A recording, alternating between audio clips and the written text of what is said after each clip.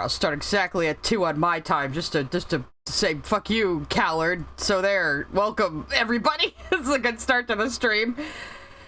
Hey, I'm doing well. I'm very hot, though. I'm sorry, you guys are gonna hear fan noise this week, probably, because it turns out our central air conditioning unit is completely broken. So I had to run out and get a window unit yesterday, so the household doesn't die. It's out in the living room, though, so my room's still a little warm, but it's okay. It's always heartwarming to see people saying it's oh, I finally caught a stream this week. Dragon Quest Inquisition, how dare you call it that?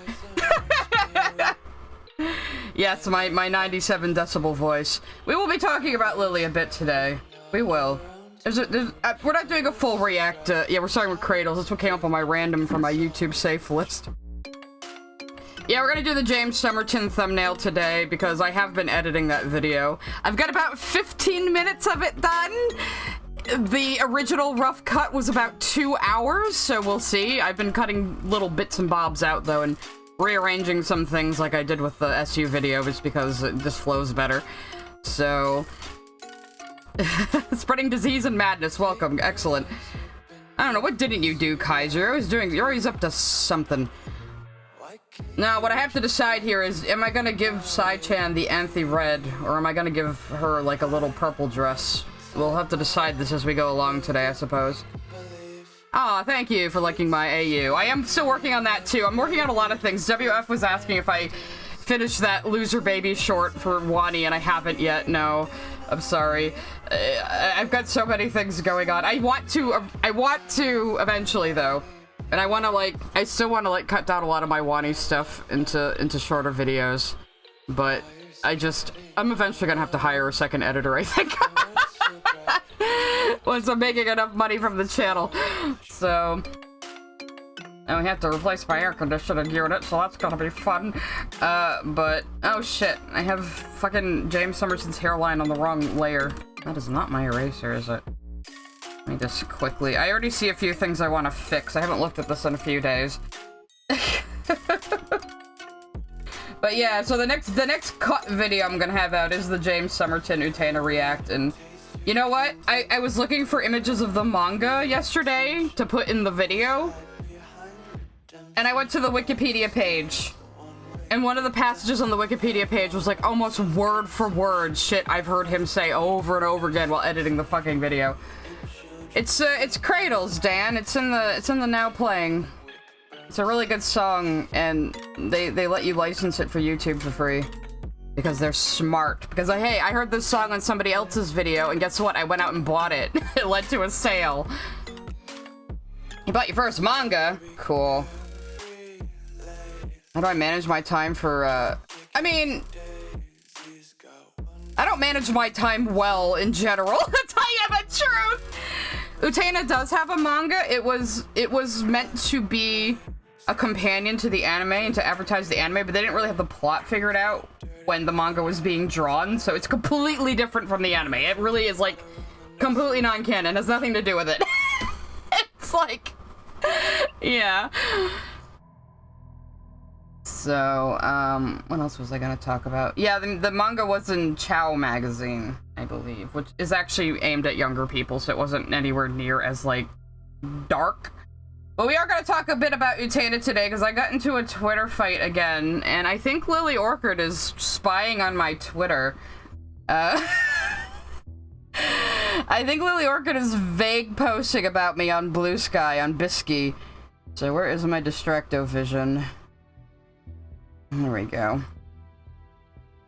So here's what Lily had to say on Bisky today.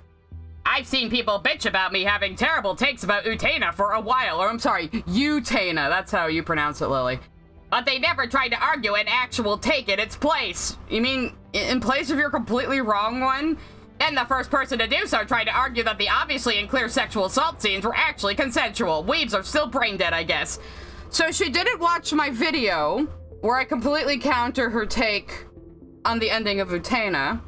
But she has been reading my Twitter, where I've gotten into a fight with Zoomers over episode 33, which those of you who were there for the watch, we all know is a very uncomfortable episode where Akio slowly seduces Utena into bed and takes her virginity, and that's a very important plot point.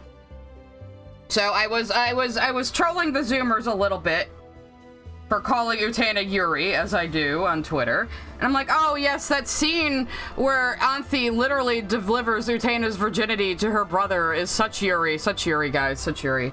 And so, of course, I got a bunch of, like, little Zoomers who've never fucking watched Utena and have only made aesthetic mood boards on it, you know, jumping down my throat. And the only thing they could all say was, Utena is 14, sweaty. That's statutory rape. You're a pedo. You're a pedo if you think she was willing. Oh my god.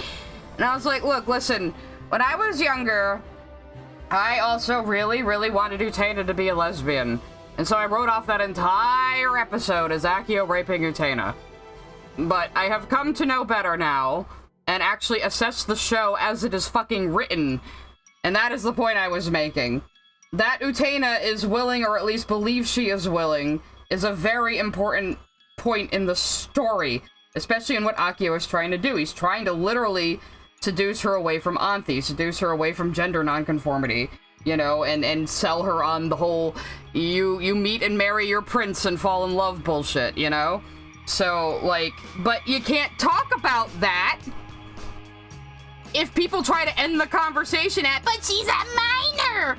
And that's why I always say, okay, look, just pretend all the characters are in college if their ages bother you that much, alright? It's a Japanese anime from 30 fucking years ago. Yes, it's going to be weird about teenagers, okay? But that's not the point of the story! Like, the point of the story is not, like, child abuse, like some people think. It's really, really, really not.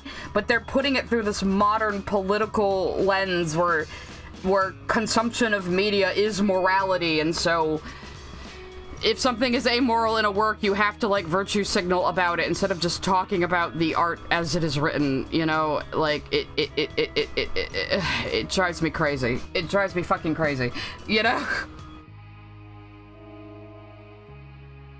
Oh, yeah, I mean, Akio controls people with sex throughout the entire fucking show. That's what he does. And he's also the proverbial devil of the show. And Utena is at its core about the apocalypse that happens to the self between adolescence and adulthood. Because adolescence, you're not quite a child, but you're also not quite an adult. It's this very liminal state.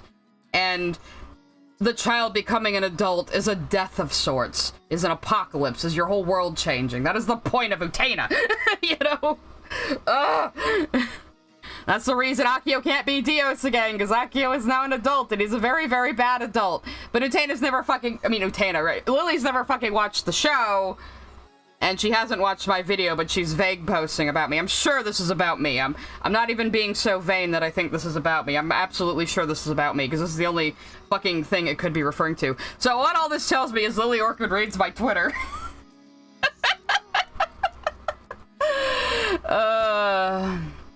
Yeah, if you don't call out she's a minor, you support minors getting addicted to NSFW. You'll be waiting with a Patreon to get minors to steal their parents' money. Yes, yeah, exactly. Exactly. Yeah, so that's but I had other Lily news today. Oh wait, shit, I was on the actual thing and then I guess I refreshed like an idiot. Here we go. Your first tomato, hooray! Tomatoes are always free. If you want to throw tomatoes, you can go on Twitch. If you don't want to go on Twitch, you can just post tomatoes in the chat and try really, really hard to throw them, which the YouTubians do sometimes. So Poppy and Xena, who were big critics of Lily, and turned out to be sex pests themselves, especially Poppy, who uses her status as a trained psychologist, which she is not practicing anymore because she got fired. She uses therapy speak to basically manipulate people. But she was a big critic of Lily, I think because Lily pissed her off personally. And now she's trying to make friends with Lily now that Courtney has called Poppy out. So this is the second Lily critic. This is the second Lily critic after Ethel Essence of Thought to just, you know, turn on Courtney after she called out their bullshit. So apparently apparently Poppy is trying to buddy up to Lily now. So we're gonna take a look at that. Let me do this so I can zoom in. Someone sent this to me yesterday. Honestly, say what you want about Lily. She has more restraint and compassion than the host of abusers, stalkers, and transphobes constantly obsessing over me. While there is no love lost here and continues to be suffered for weird claims. So, yeah, Lily had initially blocked Poppy. So Poppy has completely changed her tune now. That Lily's victims are saying, hey Poppy, you're also a fucking sex pest and freak and weirdo. It has nothing to do, and just like Lily, dude, nothing to do with transphobia. You are a disgusting person. It wouldn't matter how you identify. You are a disgusting sex freak who manipulates people 20 years younger than you. You want to talk about grooming, you know? Oh, Poppy hates the word groomer. I wonder why, you know? Like, seriously, Poppy is 42, so a year older than me, and only goes after people in their 20s as romantic partners, and wants a polycule that's basically all focused on her. So, you know, just piece of shit, really. Let's see how this continues. I genuinely see her, just based on this post, as more thoughtful than her sibling or the gang of jilted ex-friends who endlessly talk shit. Lily knows what it is like to be hounded like this, to be stalked, and people to continue the harm well past the point of acceptable. So, Poppy has done a complete 180 on Lily now. Because Lily's accusers have also said, hey, we talked to Poppy and Poppy was really gross to us. So, yeah, that's pretty fucking transparent that you don't have any actual morals or principles or anything. You will just say the thing you think gives you an advantage. So really, you and Lily are peas in a fucking pod, Poppy. I would love to see these two team up and start, like, being friends. It would be fucking hilarious. You're even using the She-Ra to try to get Lily's attention. Look at that. Lily, if you see this, I just wanted to say I appreciate it. I don't know where I'm going with this voice, but regardless of our past or the allegations against either of us, gods, I know people will make up anything. Like, you know, not just me being on a stream shit-talking the child I was legally responsible for.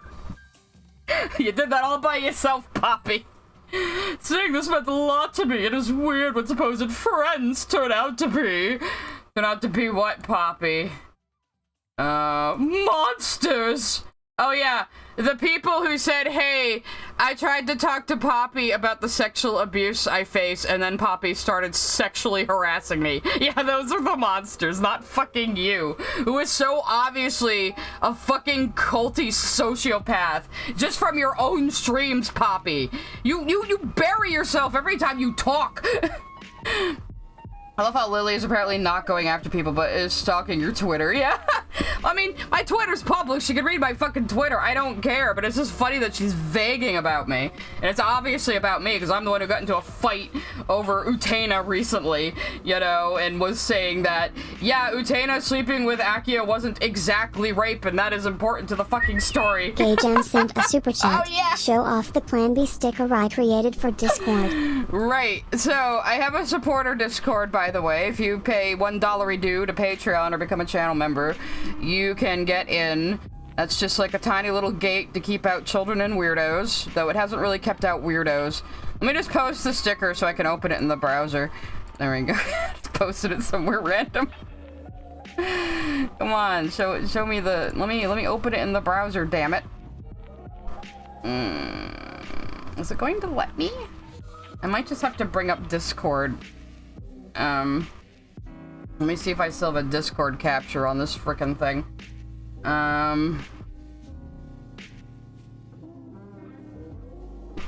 Let's see. I don't think I do, but I can do it real quick.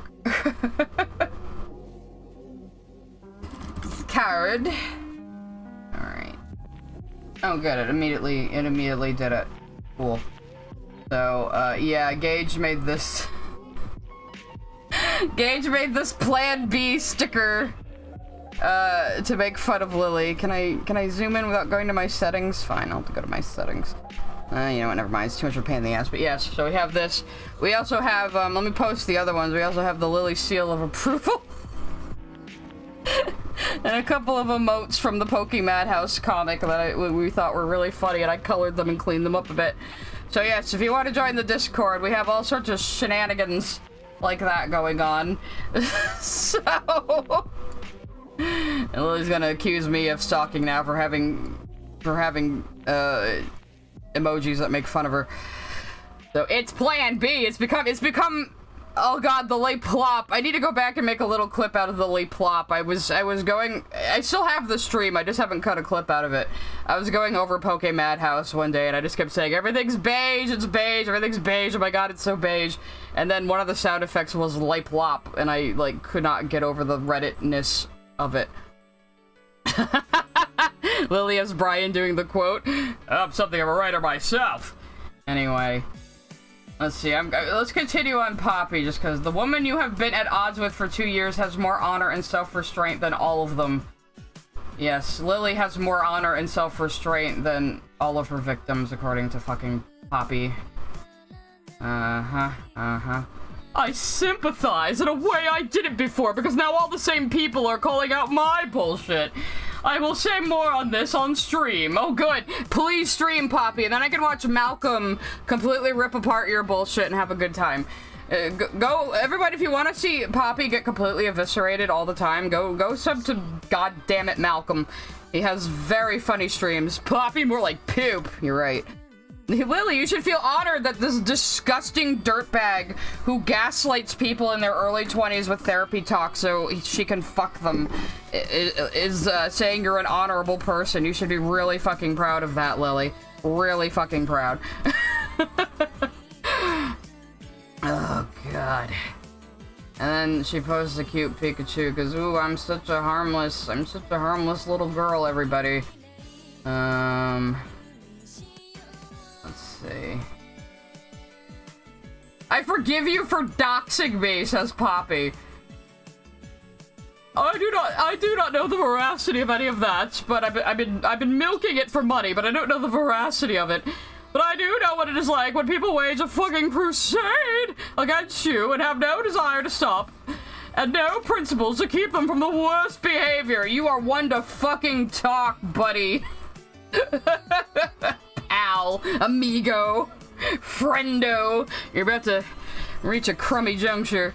For doxing my real name and work email. Is your real name not Poppy then? Are you actually going by a pseudonym and not like a cringy name you gave yourself? That's at least 1 point over Lily, I suppose.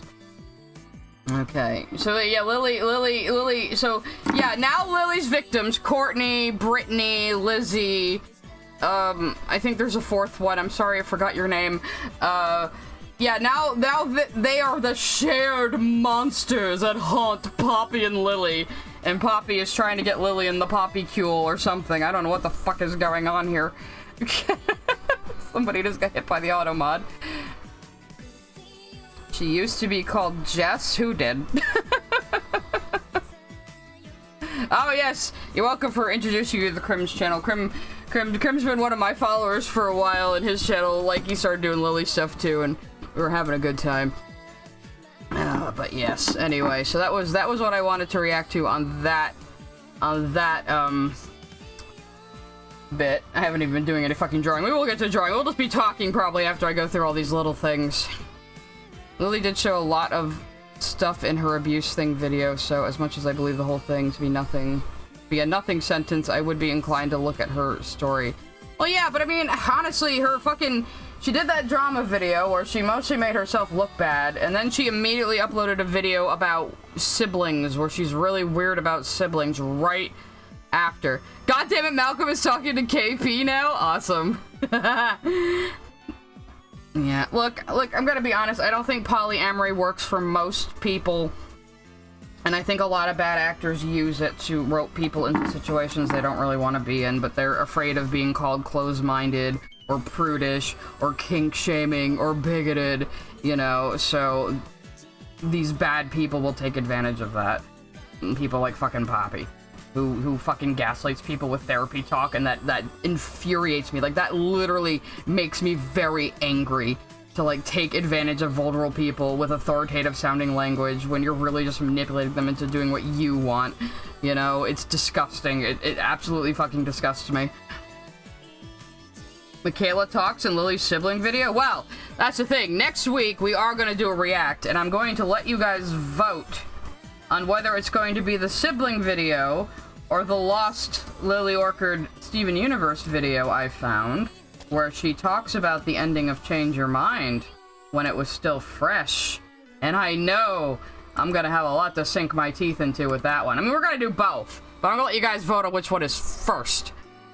The polyamory requires so much proper communication. Even my grandmas who were poly, one passed away a while back, had trouble. Yeah, it's like, I don't know, it's just the way human bonding and human sociology works. You know, our monkey brains can't really take it. You want to beat up the threat to your mate, you know?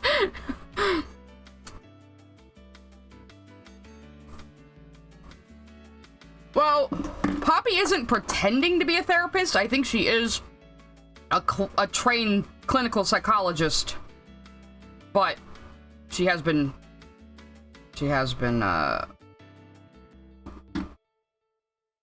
fired from that, I think. Whose YouTube banner, Poppy's or Lily's? If it's Lily's, I have seen it. Actually, let's just go look at it real quick. Let's go check up on Lily. Yeah, this is the sibling video. Now she's got this weird little puppet that she was bitching about having to animate. And I know she uses Vegas like me, so I have a pretty good idea of what would need to be done to animate it, and it wouldn't really be that hard, honestly. Oh! She changed it! She changed it from the allegations thing to suffering a terminal case of being correct! Which is ironic, since you're never correct about fucking anything. You know, I've been considering changing my banner to little Sai-chan as the Ben Affleck smoking meme, and making the tagline, your media literacy is bad and you should feel bad. Is that a little too arrogant? I don't know. Well, not an alien. I am going to start game streaming again, but plans have completely changed because it's Dragon Age Summer! Dragon Age Veilguard is coming out in the fall. I have been waiting for this game for 10 fucking years. And so we are going to stream all of the Dragon Age games in the lead up to Veilguard, and then I'm going to stream Veilguard blind. And I kept saying to people, if you think I'm crazy with Steven Universe lore, you have not heard me talk about Dragon Age. Everyone heard me talk about Dragon Age last time. Do not get me started again. It'll be the whole stream. But I fucking love Dragon Age. So I have Origins downloaded. I need to find my mods for it. There's a couple of mods I like to use. Not gameplay mod. Well, skip the fade. We're getting skip the fade. We're skipping the fucking fade. We're not doing that part. It sucks. But we're gonna skip the fade. I usually get the Grey Warden uniforms from Dragon Age 2 because I just like how they look better, and I usually make the elves look more like they do in the later games, because they kind of looked like just humans with pointy ears in the first game, and then later they started making their facial structures a little different from humans. So, yes, so we are going to try to make our way through all 3 Dragon Age games. First one, I'm going to do, like, my canon playthrough. Second one, I'm going to definitely do my canon playthrough. I am Fenhawk trash. And then third game, I'm gonna do a really silly playthrough I've always had an idea for, because I've never romanced Cassandra before. So it's gonna be a little bit of a sausage festival. All my fucking main characters are gonna be male if I do this, but it's okay. When we get to Veilguard, I'll make a female character, and I'll probably import my actual Inquisition canon. But we're gonna do Inquisition in a funny way, because I just want to.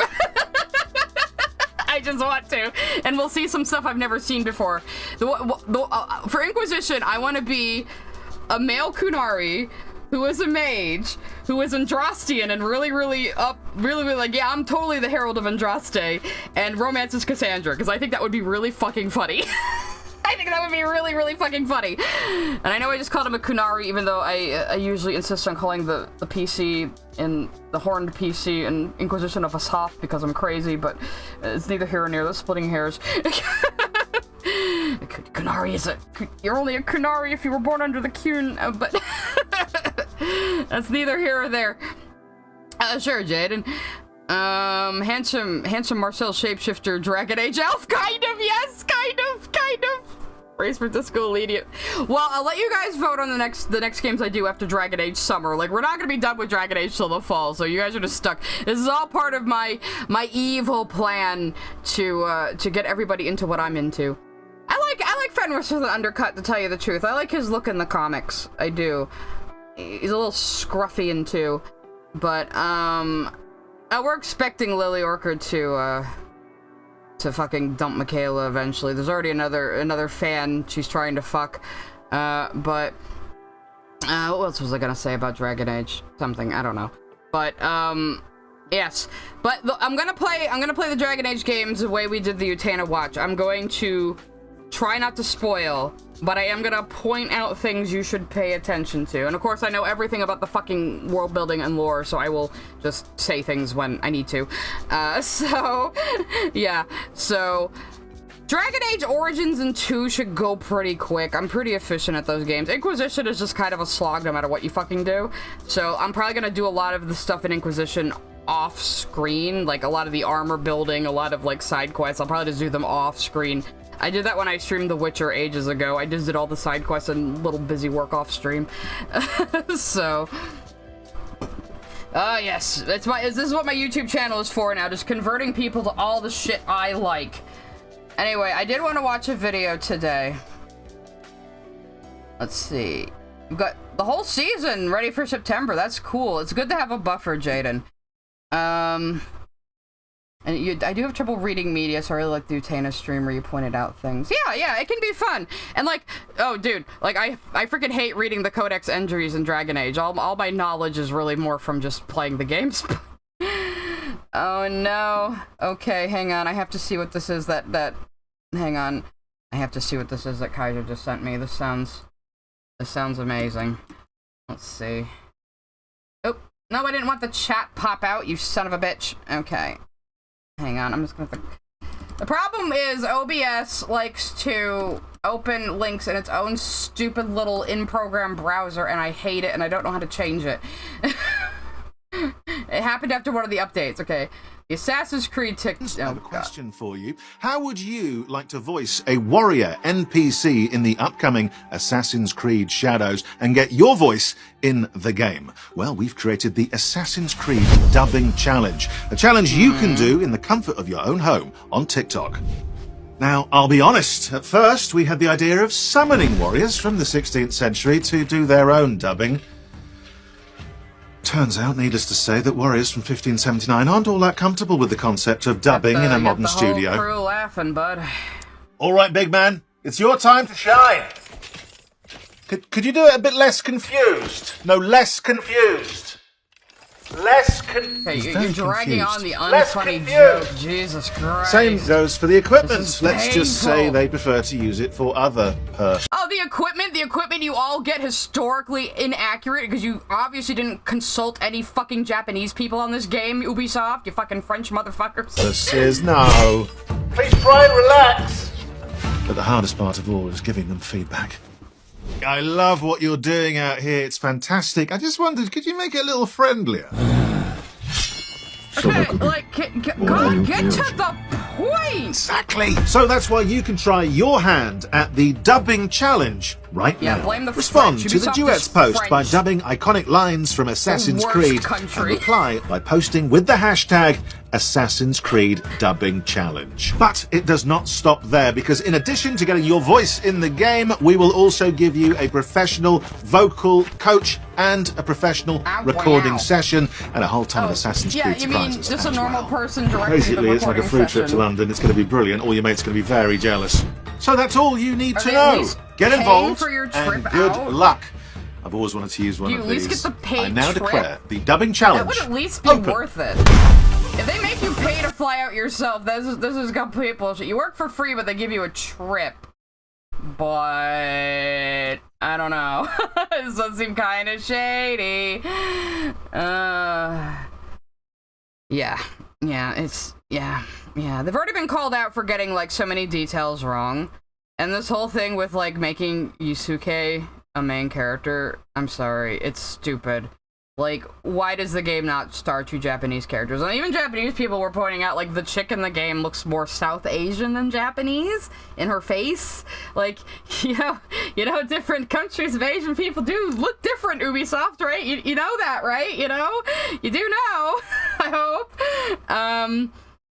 God, it's like Memoirs of a Geisha, the movie version, where they hired, like, mostly Chinese people. You know? I remember watching that on a plane, and I was like, that looks like Zhang Ji, but who would cast a Chinese woman as a Japanese woman? That's gonna piss off a lot of people in Asia, and boy, it did! And it was Zhang Ji! And Gong Li was in it, too! Oh, God. And it's bad enough that the book was written by a white guy.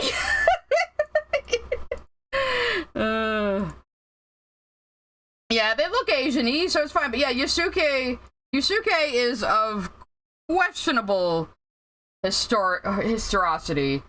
I could believe that Oda Nobunaga met, like, an African man and said, hey, I think you're neat. You're coming with me. I could, yeah. But, like, why not just make him, like, Nobunaga's second-hand man like they did in fucking Samurai Warriors 5? Have you seen Yusuke in Samurai Warriors 5? He looks badass. I actually am thinking of getting this for the Switch, because I don't use my Switch enough. So I could get it for the Switch and maybe play it on my exercise bike. Yeah, Yusuke in Samurai Warriors looks fucking badass, but you know, Samurai Warriors is not historically accurate, really. It's not supposed to be.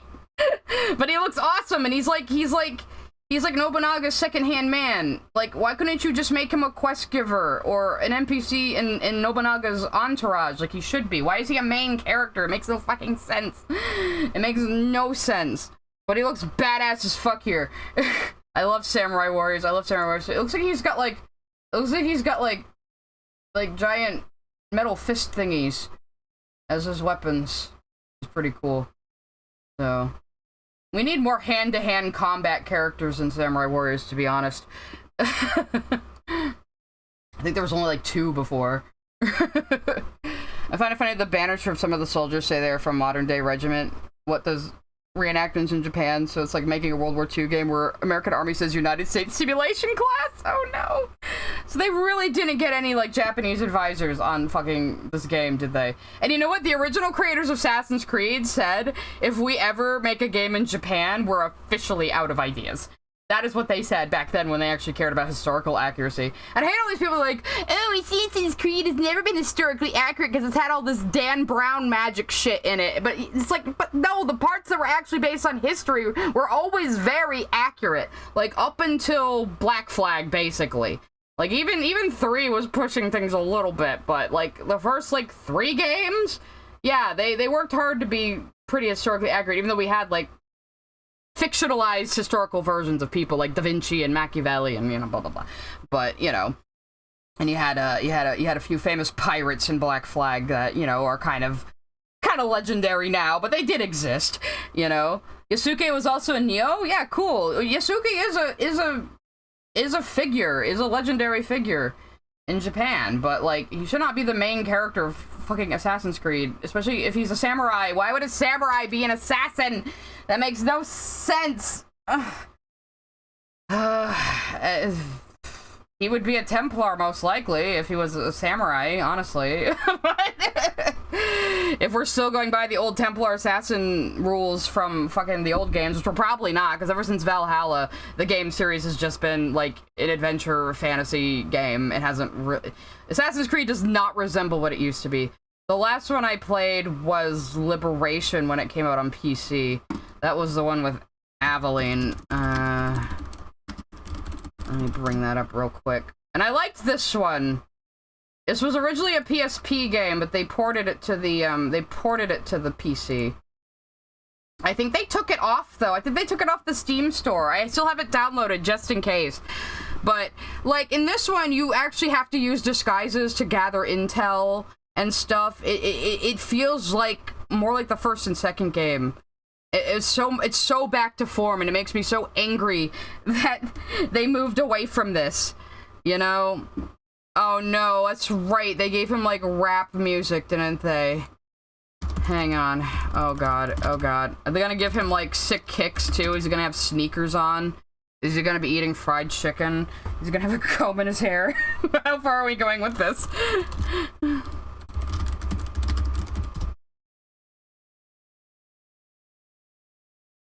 Okay, let's... Now, I like rap and hip-hop, so let's see what this is like.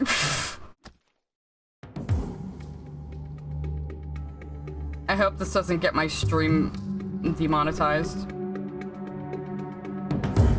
Yeah, like, the dude in Black Flag wasn't even an assassin! He just stole an assassin's clothes!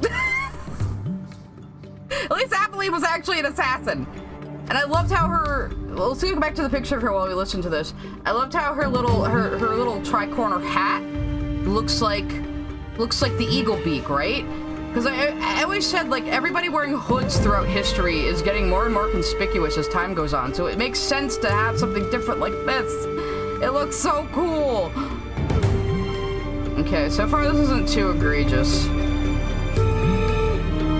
Does this get worse? Yeah, is he gonna slice a watermelon in half with a sword? Please let it be Wu-Tang. That is the only excuse you could have if it is Wu-Tang, right? That's the only excuse.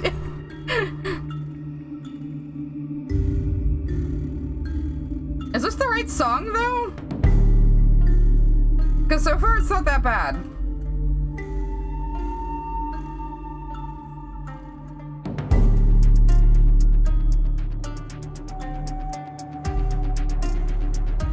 Oh, okay, it's starting to ramp up into something.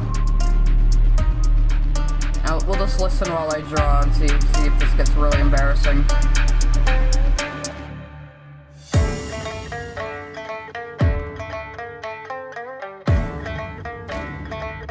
So far, this isn't too bad. Yeah, I don't know. I like music that's fusions. Oh no, here we go. Something's gonna happen. Oh, so this goes into trap basically.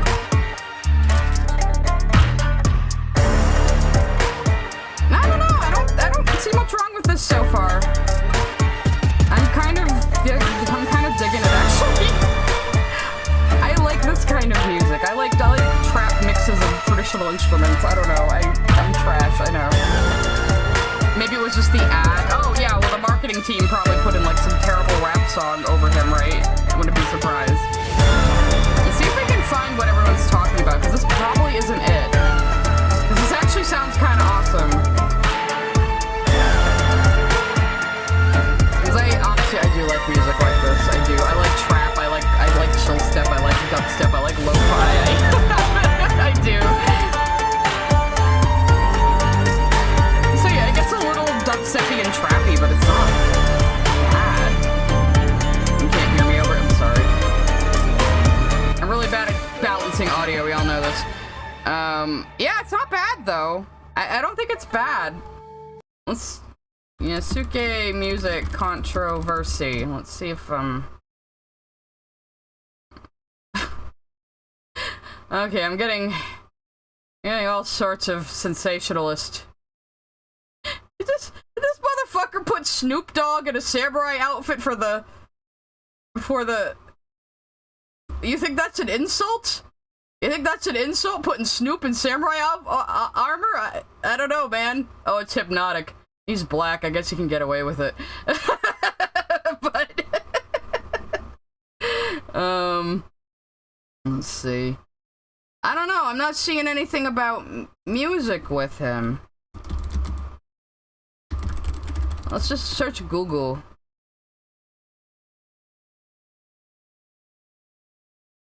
Okay. Blast stereotypical hip-hop music whenever he fights in Assassin's Creed Shadows. I've been informed that they showed off Yasuke gameplay today in Assassin's Creed Shadows, Well, and see if that it's when the he same fights, music. there is a hip-hop soundtrack only for him.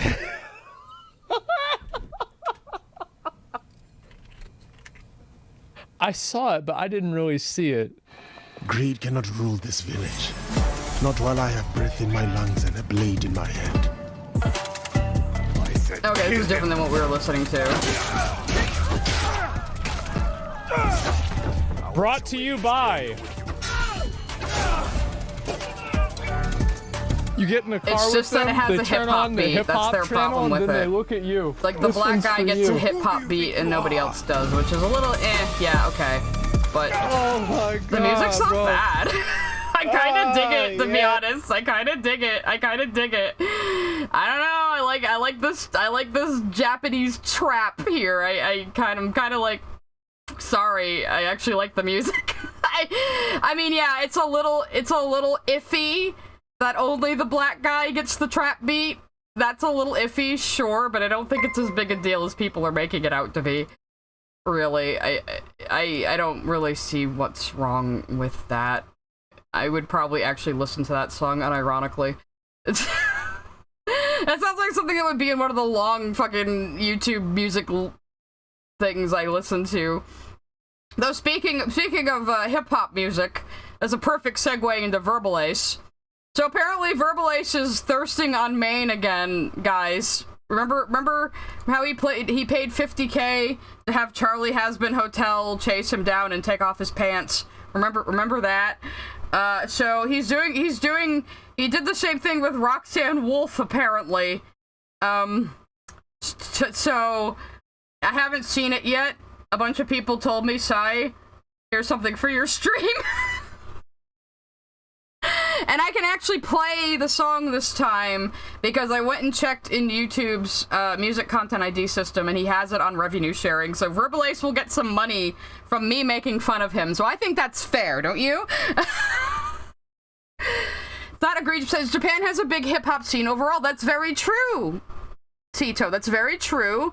Actually, we were just talking about Samurai Champloo in my Discord earlier. Japan does have a very big hip-hop culture, and there's always been this exchange between black culture and Japanese culture. There's always been this little micro exchange between the two that exists. So, doubly, I don't really see that as egregious. I still think Yasuki should not be a main character, but that's just me. Anyway, so we're gonna play this while I draw. We're gonna see what this is about. You can call him old man too, because he's the same age as me. So I'm allowed to make fun of you for this, Verbalase. We're exactly on the same level of old autist. So I'm gonna make sure I turn it down a bit though, because I was playing the other thing way too fucking loud. Hi, Cosmo Mandy. You're just in time. You're just in time. Welcome. By the way, Cosmo Mandy, I now have there's like a little subplot in my Summerton Utena video of you dipping hot sauce on your tongue. Every time I zoom in on the chat, you're talking about it. It's really funny. So you're gonna have a little subplot in that video. Anyway, let's go. And it's in 3D this time. Hey, Verbal. Give me a beat. Hey, eyes are up here, Ace. No, it's not that. It's that, you're very... Please tell me I don't know Roxy's voice actor. Nothing. You gonna give me a beat, or am I going to have to force it out of you? No, please, I got it. I don't know, might not be her.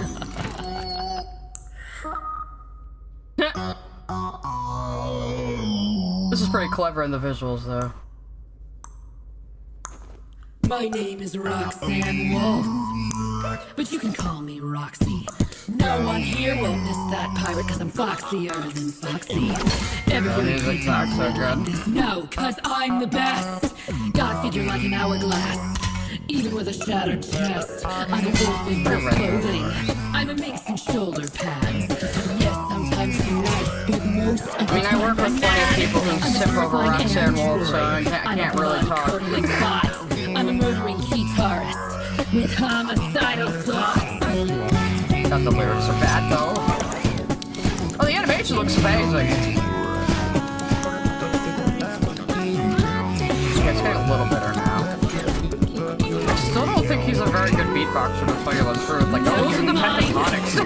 You won't know if it's real even with your fatality. Is anybody there? Are your last words spoken like an animatronic? Your bones will be broken. You can try and run, but I will find you. I'm not under the bed, cause I'm right behind you. I got you hypnotized when you're looking at my red eyes. A big bad wolf in your hood. Now you're gonna die. Maybe I should be Sussy Sai-chan for this. Yeah, there we go. Sussy Sai-chan now. Oh, the animation's good. You probably hired somebody for this.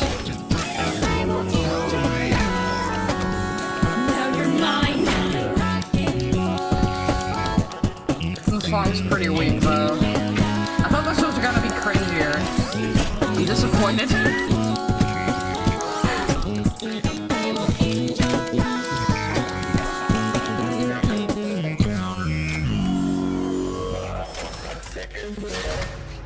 And where's the part where she makes out with you?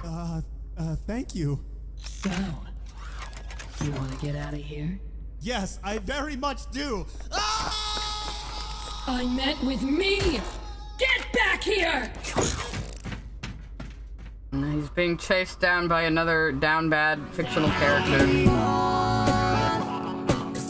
Okay, somebody did the choreography, that's pretty cool. Nah, it wasn't as cringy as I thought, damn it. Maybe that was a deliberate joke at the end, I'll have to give him that. I think that was a deliberate joke. Animation is very good, though, I have to say. Alright, who voiced Roxy?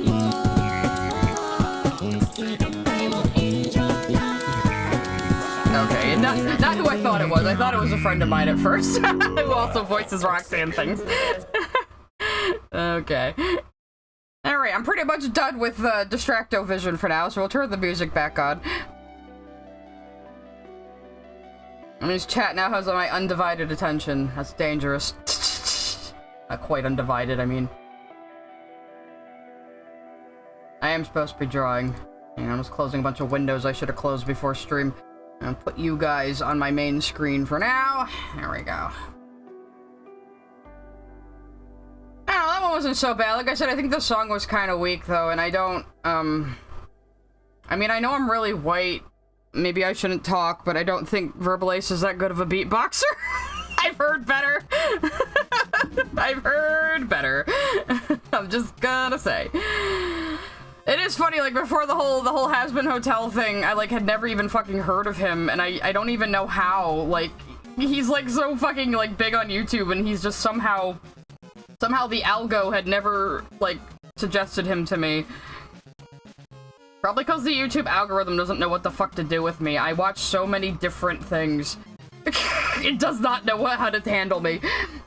I have to constantly tell it, no, please don't recommend me this channel.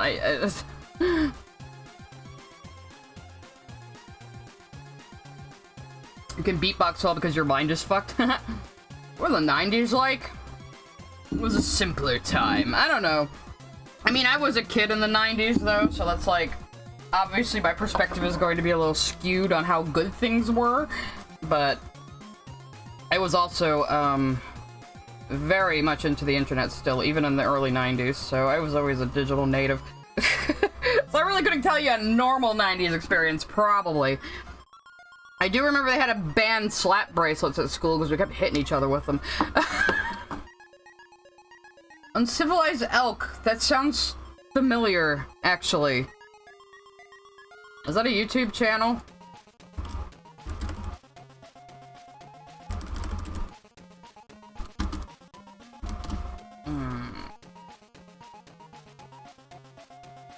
No, it is. Oh, it's my friend probably wants me to watch his Adventure Time lore video because she kept going on and on about the Fiona and Cake show, and I kept asking, what the fuck is Adventure Time actually about? What the fuck? What are all these things you're saying? You know? I've never seen Adventure Time. I'm probably never gonna watch it, to be honest. Oh wait, that's not part of the dress. That's part of the ruffle. Oh no. Gotta fix that. Yes, I'm a very deep post-modern performance artist, yes. Correct. I can't beatbox. I can't even whistle, come on! My mouth can't do those things. My mouth can do some things, but not those things. Oh yes, eventually... the real Dan the Man and I are going to do a stream on Hawaii Part 2, probably in December, on the anniversary of the album. That's our plan right now. So, because he's the one who introduced the album to me before I even knew it was, like, a big, newly discovered trend. And I had an immediate reaction to it. Positively. So... Well, I'm gonna try both. I'm gonna do one in red and one in purple and see which one I like better. Actually, you know, I should probably add my little side-chan head to here for color picking.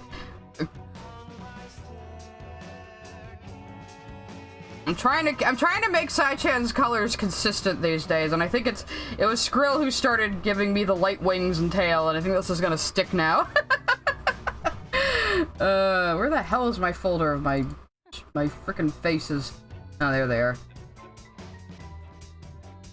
There we go. That in there. You'd say Flapjack was the true start of the animation boom? Maybe. People... Surprisingly, nobody has said that yet, Blue Diamond, but, that might be another reason to put her in a purple dress instead. I'm cosplaying! I can cosplay at any skin color, damn it! Yeah, right. I'm not gonna brown face like Lily fucking Orchid does, Kaiser. I have never once in my life pretended to be anything but white. It's undeniable. I glow in direct sunlight. I turn into a fucking lobster if I'm out in the sun for more than half an hour without sunscreen. Obviously, I'm cosplaying Anthe not just because I also have purple hair in my character, because she's like my favorite character now. Like the more I've understood Utena, the more Anthe has become my favorite. See, it's a fine song. My only issue is with the AC track is that it feels out of place to me. If it was stylized samurai game with hip-hop integrated into it, I wouldn't mind, but it's from Assassin's Creed. I'm more confused than anything. I don't know, because I haven't been keeping up with Assassin's Creed since they veered, like, completely away from the original concept and just made it an action game. Like I said, I kind of quit at Black Flag. No, I quit at Liberation when it came out on PC, but Liberation was canonically before Black Flag.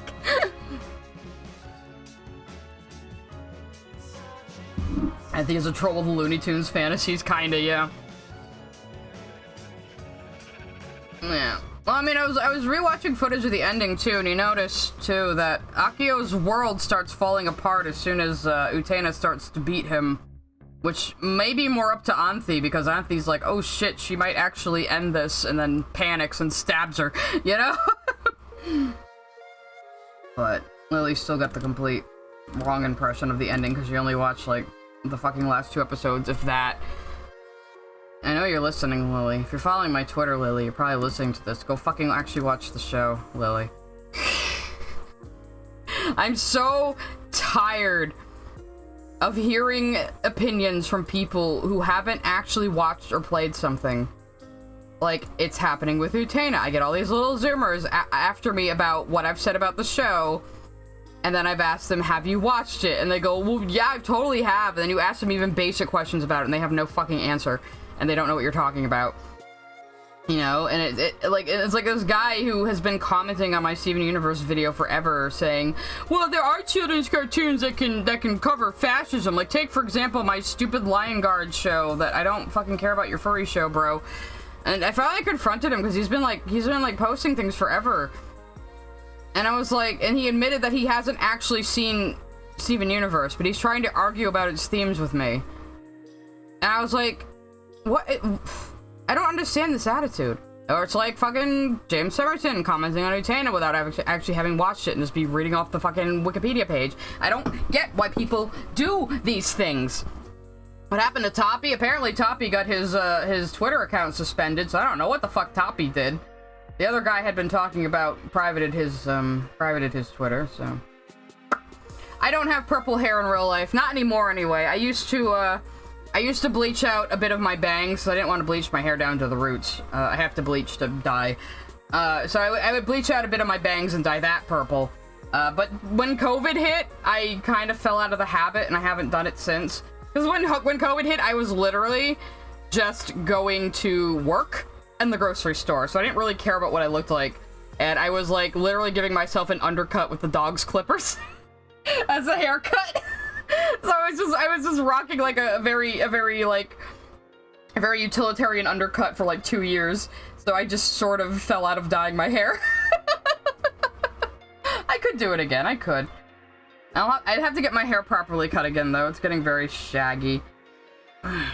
But how do I feel about the Uncle Grandpa crossover? I have never watched it and I never will. Fuck that. Fuck that episode. Fuck it. Fuck. I don't like it. Fuck you. Fuck it. It's a waste of time, and I don't give a shit about your friend's crappy show. I'm here to see the gay space rocks. the existence of Uncle Grandpa annoys me on a very irrational level, I acknowledge, but it's, I still just do not like it in concept. You have a question about the Utena movie? Well, shoot, because I have been thinking about it a lot lately, too. Because James does go over it in his video as well. I really should rewatch the movie as well sometime. I found a copy of the movie on Internet Archive. I was like, oh good, I can have footage from this. And then when I was getting footage, I realized it was the fucking dub, and I was like, ah no! I've been fooled again! Yeah, Uncle Grandpa just looked like complete fucking garbage. I'm sorry. And it's like, look, I know you want to promote your friend's show, but I don't care about your friend's show, Ian and Rebecca. I'm watching your show. I don't give a shit about your friend's shitty looking annoying show. Yes. Uncle Grandpa slander is what we're doing today.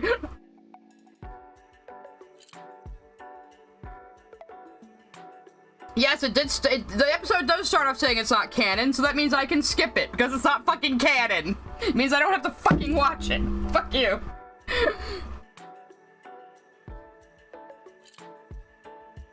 Give at least crossover something that makes sense. It breaks my immersion. But there's plenty of other Steven Universe episodes I skipped, so I was joking. It's like, oh, I love Steven Universe. I only skipped like 18 episodes, but I love it. I swear, I do. I love it.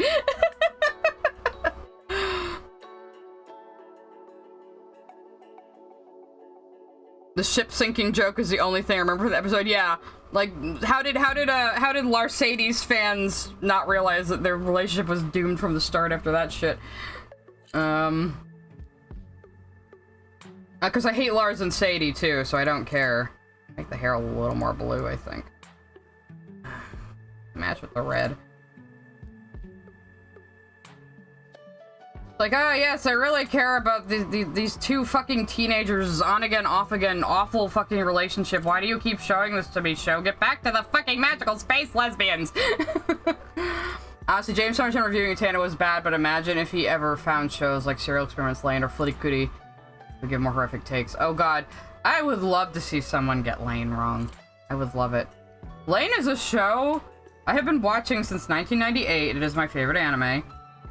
But I really didn't fucking understand it for the longest time. I understand it better now these days as an adult, and as someone with a better grasp on narrative. But, yeah, as a kid it was just like, oh, this is weird cyberpunk stuff, but honestly, the whole show makes sense. It does. But it is very strange. I have seen a lot of good takes on Lane lately, though. There's a lot of younger people discovering Lane. So... And they've had, like, I think Professor Viral did a very good one on it. And there's a couple others that I've watched, and it's like, it's so awesome to see younger people discovering Lane and really understanding it. Because Lane is, like, more... What am I trying to say? Lane is more topical than it's ever been today. It really, really eerily predicted the impact the internet would come to have on everyday life and the interconnectivity of the internet in the real world. It really predicted a lot of that. So it's more relevant now than it ever was back in the 90s. So yeah, it's basically like, yeah, it is about transcending beyond reality with the use of the internet, but it's also about the internet being another layer on top of reality, you know? So that's why the episodes are called Layers. And I really think that's true. I think the internet is like an intangible layer on top of reality. I mean, it does impact the real world. It you know, interactions you have on the internet do matter. I mean, a lot of people I know in real life now I met on the internet, you know? So, we're talking about Serial Experiments Lane. Anyway, I wanted to go back up and answer Jaden's question about the movie. Is Anthe still suffering in the Utena movie, or is she not her true self? I interpret Anthe in the movie as being her true self, being her free self. And I think she is attempting to give Utena her princely fantasy, because she's still kind of misconstruing what Utena needs. So she figures, this time we'll do it right. This time we'll do it right, and Utena will have her princely fantasy, and everything will be good. But then it's Utena that says to her, let's go to the real world. And it's Utena who turns into a car to be the vehicle to Anthi's escape, and then Anthi is the key to Utena's escape. And I do explain this in the Summerton video, because he brings up the movie. And the whole thing about cars in the movie is pretty relevant to understanding cars in the show. So, like I said, we all make fun of people turning into cars in the Utena movie. Yes, we all laugh at it because it sounds silly out of context, but it does make sense. It does. I'm a car now, too, yes. And then she blows up. Fuck you, Shiori. She dies in a horrible explosion. It's great. Best movie ever. Are we talking about Paranoia Agent? Yes. Oh god, Lily or James talking about Paranoia Agent would be so funny. Paranoia Agent is really, really good. And yes, it was by Satoshi Kon. It was the only TV show he ever did, I think. I was like, we were talking about Satoshi Kon the other day, and someone was like, he only ever made 4 movies. I was like, no, that's impossible. Really? And we looked up, and yeah, he only ever made 4 movies. Dude was like such a good director, such a prolific director, and he only ever made 4 movies. Yeah, Akio is so lame in the movie, it's hilarious. He has like a Looney Tunes death. I'll probably show that in the video, because I think at one point I do say Akio is just like a nothing burger in the movie, and it's really funny. He does not matter. He just like falls off a balcony and dies, and then Auntie just buries him on the campus. Doesn't give a shit. Did I see how Disney Star Wars messed up? Hasn't Disney Star Wars been messing up for the last 10 years? It's been that long, right? I think it has. I just want to make it a little darker. I'm getting distracted. Yeah, everything Satoshi Kon made was fucking peak. Yes. I still can't believe it was only 4 movies. I would have sworn it was 6, but yeah, damn. You know? Just pinking upside channel a little bit. I know I was saying I was color picking, but now I'm like changing my colors on myself. Oh god, it's too dull. That's too dark. I don't want a brown face like Lily. Okay, here we go. I am actually very, very pale in real life. I really am. I really, really am. And Christopher Nolan came along trying to steal every idea Kun had. Yeah, because like fucking Inception is just paprika, isn't it? But worse.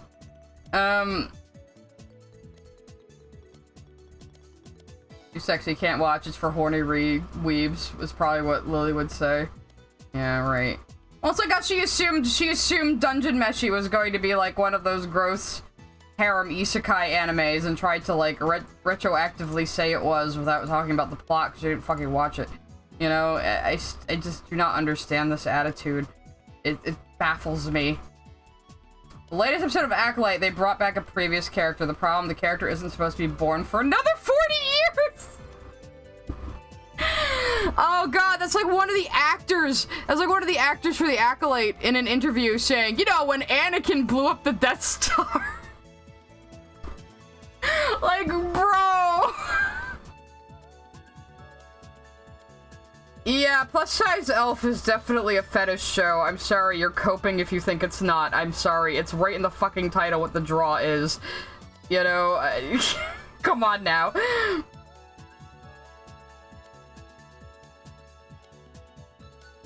Death Star mentioned stream has become... I'm somewhat of a Star Wars fan. I would say I'm a very, very, very, very, very extremely casual Star Wars fan. I watched the OG movies as a kid. I had a bunch of toys. I've played some of the video games. I like Star Wars as a concept well enough. I wouldn't really call myself a major fan though. So yeah, no, this guy was trying to talk about the original movies, and he said, yeah, Darth Vader might be bad, but when Anakin blew up the Death Star, like millions of people must have died. It's like, yeah, man, nerds have been talking about that for like fucking 80 years. Where have you been? You know? Yeah, a lot of fantasy anime is ass. I was, yes, Knight's recognition in the chat. Hella. If you've noticed, unauthorized thing, All of my stream sounds are night sound effects. All of them. Except the one that I accidentally have on from Stream Elements for subscriptions. I really need to turn that off. But yeah, I hate Isekai slop. I was comparing Dungeon Meshi though to the Slayers and Dragon Half. If you like Dungeon Meshi, you'll probably like the Slayers and Dragon Half. Trust me. They're in the same vein of silly fantasy. So, okay, let's get the rest of the colors, and then we'll decide if we're gonna do a purple dress instead. What other games do I like? I really like Mass Effect. I play a lot of No Man's Sky. I'm actually a launch player for No Man's Sky. I'm just Psy in the game. Just Psy. I usually use the Iteration 1 title because I'm allowed to, because it's a special one that you only get. Oh, I forgot the pockets. I forgot the pockets! How could I? Oh no! I have to draw those in.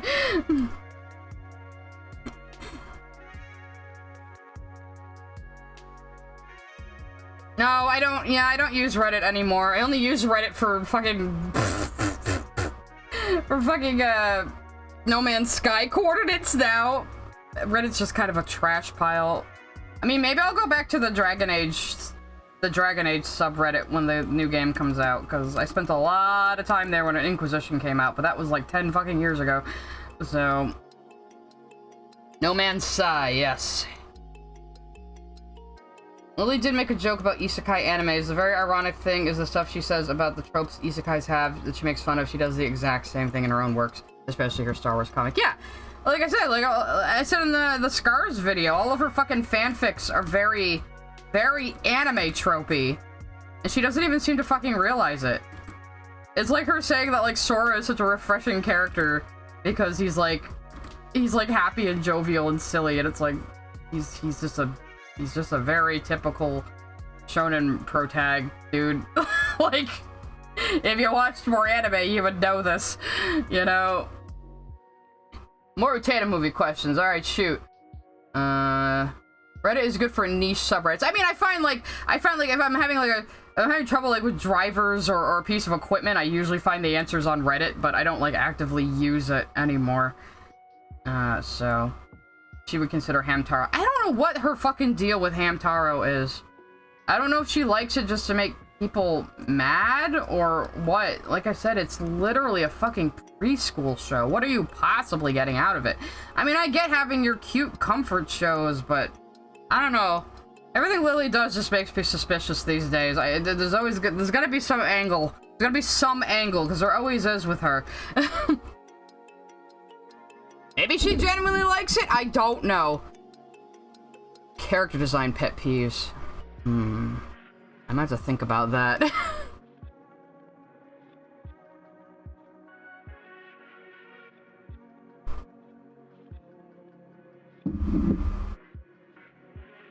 Reddit's only used for finding answers to obscure video game questions. Yeah, I don't know if I have any specific pet peeves that I rag on, but I know things I don't like when I see them. Oh, thank you for the super chat. Sent a super chat. To be honest, I wouldn't be shocked if Lily does watch the stuff she talks about, but her brain is so rotted through she just doesn't get it. I've seen it before. Thank you for the super chat, Mr. Knight. Yeah, like when she was talking about Hazbin Hotel and praising it, she still didn't understand it. She, like, thought that Charlie had, like, ulterior motives and was, like, calculating and pragmatic, and it was like, what the fuck show are you watching? Anyway, Jaden asks, what was Shiori's goal in the movie, and why did she become a car, and who was the Akio Anthe talked to at the end of the movie? That is very, very hard to figure out, I think. I'm not entirely sure what Shiori's deal is in the movie. I don't know why she suddenly became such, like, a central character, so Ikuhara just wanted to murder her violently at the end. We see her with Toga a lot in that room where all the furniture is covered in sheets, and Toga himself is covered in sheets a lot because he's dead. Toga is dead in the movie. He is the drowned boy from the story Jury tells at the end of the show. So you see Shiori with him, but we also see Shiori with all the living people So, honestly, I've never really fucking understood what's going on there. I'm sure people have written essays on it, though. The Akio at the end of the movie, the one that looks to not be real because he's slowly walking up a speeding highway. He doesn't fit in with the rest of the environment. It's a really surreal image. And, I think that's just the last bit of the fantasy trying to keep Utena and Anthy in this world. This even faker Otori that is in the movie. Because the castle is also chasing them down, and then Akio approaches from the other end and tries to trap them in the castle's, like, mechanism. But it's not like, but the real Akio is already dead, so this is probably just, like, the memory, the last hold of Akio that he had on Anthy's mind. You can see it as various things. Again, nothing is literal in Utena, so it really is up into interpretation. See, Shiori got Toga killed. Anthy killed Shiori. Juri lives her best life now. Yes, she does. So she did go back to the fantasy world with Wakaba and Saionji and Miki, but those three aren't ready to leave yet. Or four, rather, aren't ready to leave yet. I love that Wakaba's the Jeep. The Jeep they ride on, and then they take an off-ramp back to the fantasy world. I love Hamtaro, but she does it no favors. I really don't know a single thing about Hamtaro. Is it really just like a cutesy little preschool slice of life about hamsters? I mean, that's what I assume it is. Which sounds completely boring to me, but if it's your jam, by all means.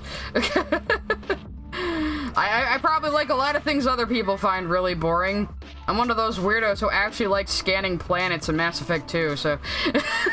I'm one of those weirdos who actually liked Assassin's Creed 1 and all the, like, methodical gameplay.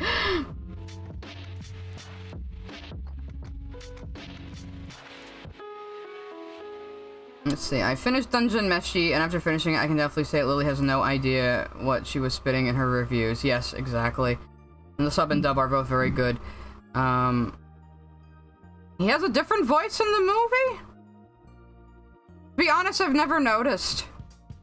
I mean, I've watched it both subbed, so maybe it is a different voice actor, but he's in the movie so little, like, it doesn't really matter, I guess, you know?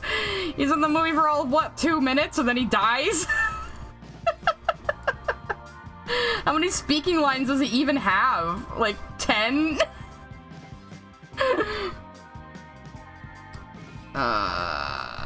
I love Dungeon Meshi. I think it's great. I think it's very wholesome.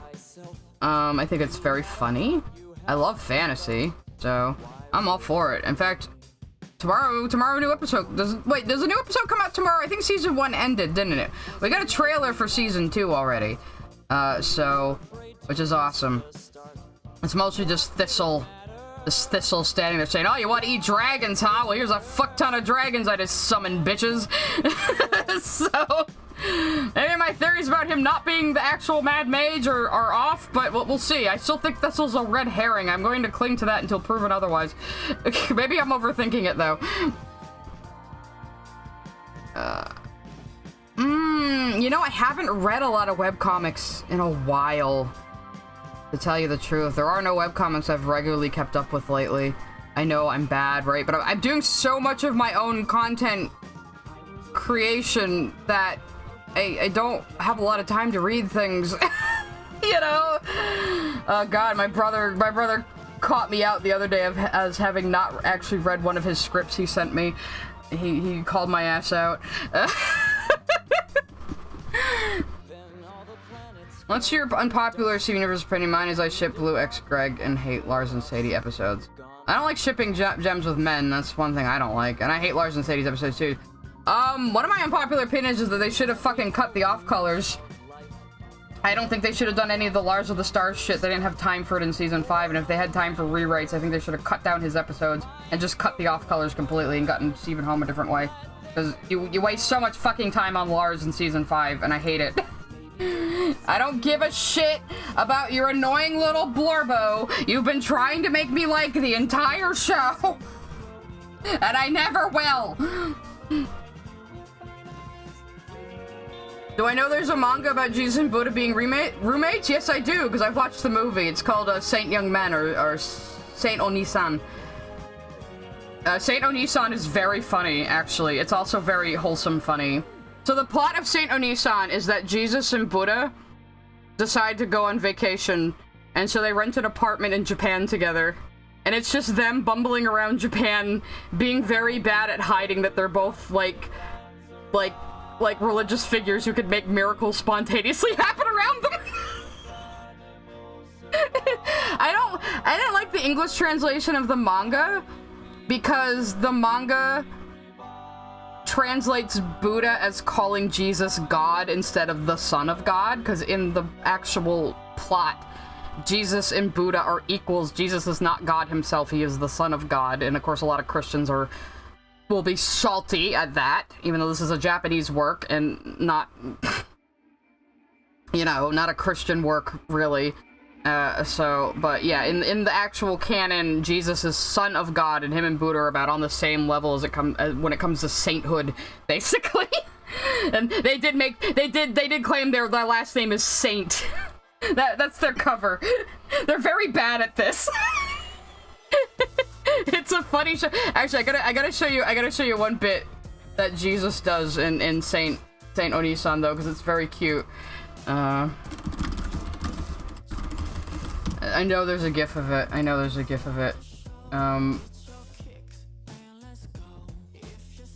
Okay, I think this is it.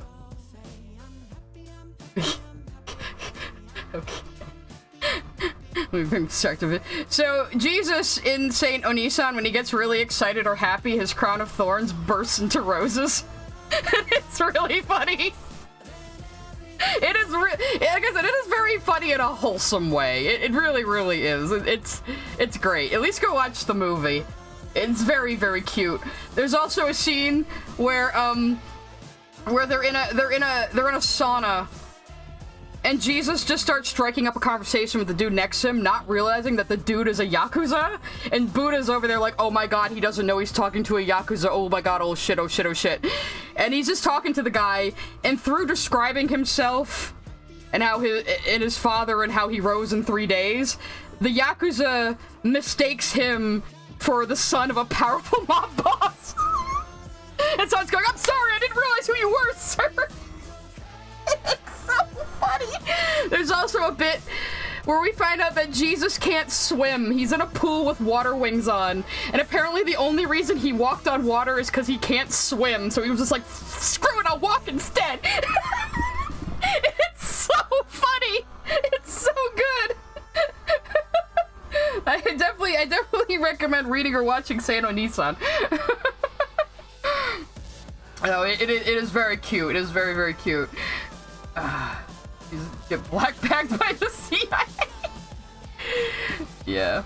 And they have problems like Buddha's like walking under a peach tree thinking about how he's hungry, and the peach tree suddenly miraculously bursts into full fruit, and the people in the town are like, that tree hasn't borne fruit in like 20 years, and he's like, oops. They're always doing shit like that. It is very, very cute and wholesome. So, Jesus also isn't aware that Christmas is his birthday. He thinks it commemorates the day that Santa achieved reindeer-powered flight. Oh, it's so good.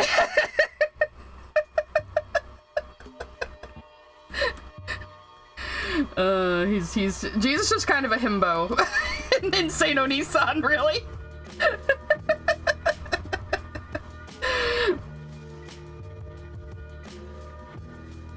I mean, if you think you could make it work, Jade, and I really don't have any suggestions on that.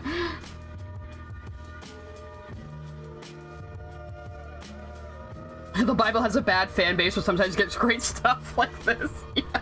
The hymnification of Christ.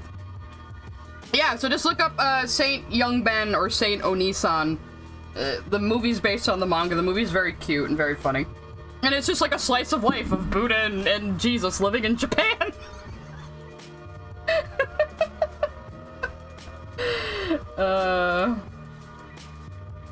Yeah, see, I'm an atheist, but like when I told somebody about it, they asked me, well, is it like making fun of religion? I was like, no, it isn't. It's just extremely wholesome.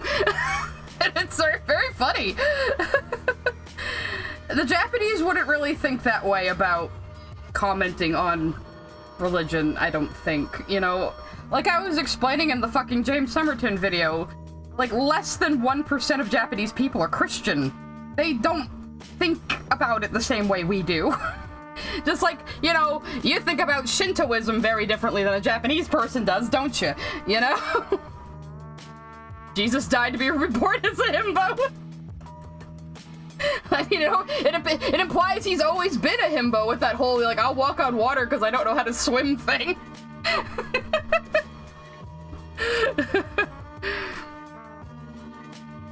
Yes, go watch Serial Experiments Lane. Please watch Lane. It, like I said, it is more fucking relevant than it ever has been now with the way technology has gone. And when you watch Lane, remember that it came out in 1998. And it is so eerily prescient of the way the internet would start to impact real life very, very soon after that. You know? It is incredible. And I mean, I've lived through all that technological advance personally, so it's even more mind-blowing to me. Try not to spoil Dungeon Meshi, because I'm gonna watch it week to week. So I'd rather not be spoiled on it. I mean, obviously I know some little tiny ending spoilers because of fucking Lily. I mean, I don't usually care about getting spoiled, but don't spoil me or the chat. I mean, it's an ongoing show. So I'd rather have manga readers laugh at my predictions right now. That's more fun. Yes, let's all love Lane. Let's all love Lane. Let's all love Lane. Let's all love Lane. You know what I've always wanted? I think I found a couple. I always wanted a Lane VR chat avatar. And find a way to hide my username so I can just be like, hello, welcome to the Wired. Meshi was just gay rap recording. You don't know if it's a spoiler, you just saw a meme? I wouldn't know if it's a spoiler or not, though, unfortunately. I wonder how Jesus' wife thought about him rooming with Buddha! That was my Lane voice. My attempt at it.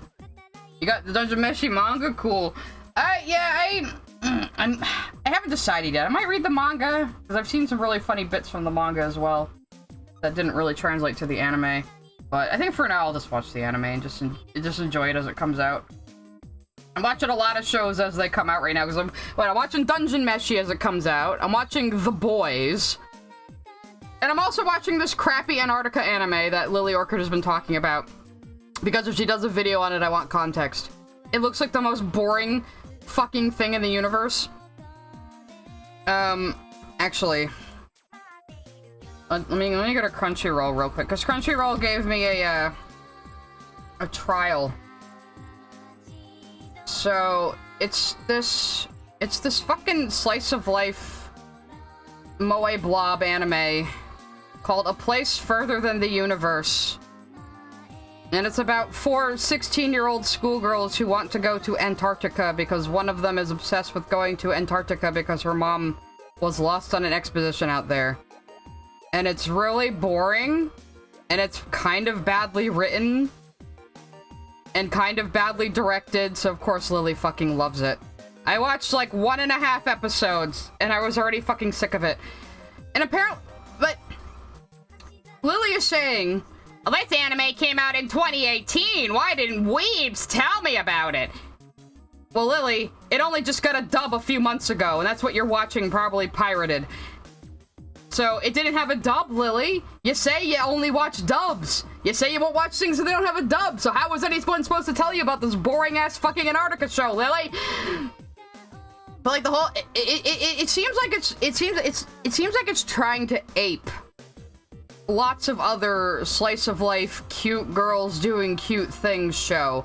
But it's, like, definitely one of those shows that's, like, aimed at otaku men, because you have all of this ship porn, and you have all of this, like, very highly detailed drawings of ships, and loading equipment, and technical things, coupled with a bunch of 16-year-old moe blobs. And you see a lot of anime like this, where it's just a bunch of cute girls into some really highly specific, niche, technical thing that tends to appeal to Japanese male autists. So it's just like, here's a bunch of, like, highly detailed drawings of ships or guns and things, and also here's a bunch of 16-year-old moe blobs to waifu-wise, you know? But it's not even, like, very good at that. But this is definitely one of those shows, you know? You know what I mean? Where it's, like, it's about, like, teenage girls, but it's obviously, like, aimed at grown-ass men, you know? It's one of those, and I don't think Lily realizes that, because she hasn't seen enough anime and doesn't know enough about anime. Yeah, no dub, hands tied, so why are you bitching nobody told you about this show when it only got dubbed, like, 4 months ago? It's just, like, the first episode, the plot progression of the first episode is so lazy. It's so lazy.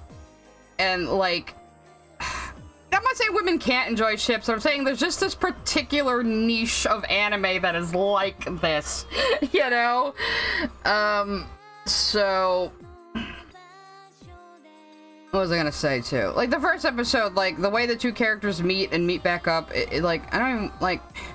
it's like this chick is obsessed with going to Antarctica, and she carries a wad of cash around her at all times as her savings for that, and it just falls out of her bag at a train station.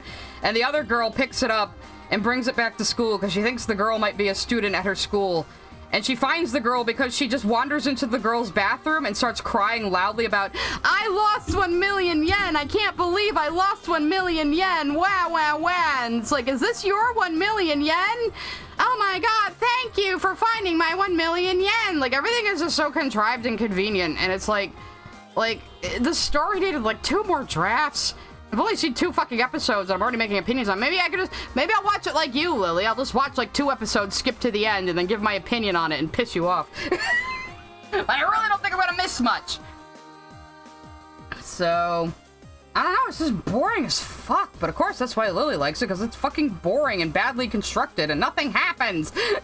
And the girls just make, like, these really try-hard attempts at, like, cute faces, and they're all fucking horrifying.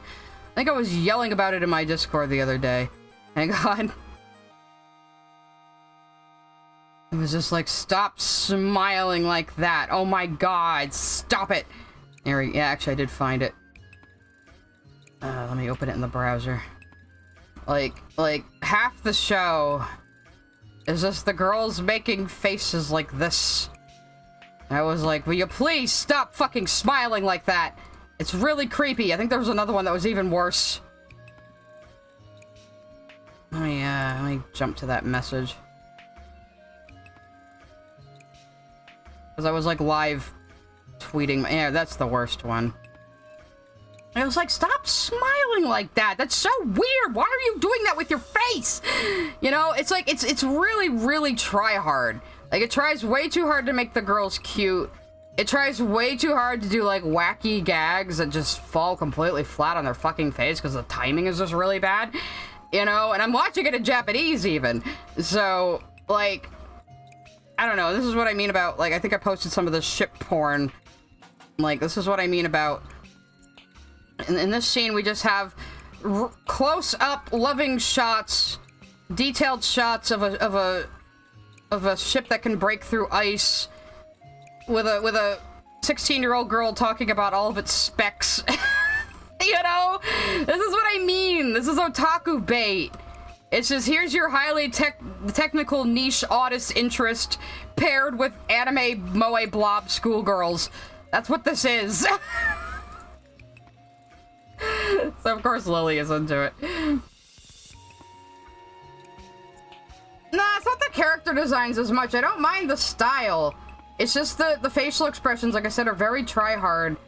And the characters don't really have very fleshed out personalities. The main girl is just like, I'm in my 2nd year of high school and I've never done anything adventurous.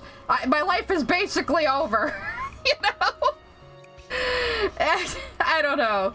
It's very contrived. It's very contrived. Want something truly mind-numbingly boring? Try the Asterisk War. I think I've fucking heard of that. Actually, I think I did watch Mother's Basement talk about that one. It looked horrible. But of course, Lily is gonna be like, oh, well, this is superior to all other anime because it's just boring.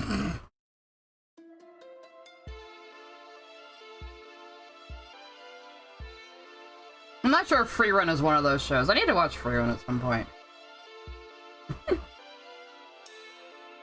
Of course I've done adventurous things. I've been all over. Alright, I'm gonna try a purple dress now. I'm gonna make another layer. And see what purple might look like. So let's see. That might be cuter. Can I make it the same color as my hair? Probably not. Let's blue that up a little bit. Might be a little too dark, actually. Meh. There I am. Actually, you know what? Take it off, refer to all layers, because it'll be easier. Ah! Wait a minute. Oh, no, wait. I have to make this one the, right. Okay. Oh, wait. Make it the referral layer. There we go. That's better. Oop. That's better.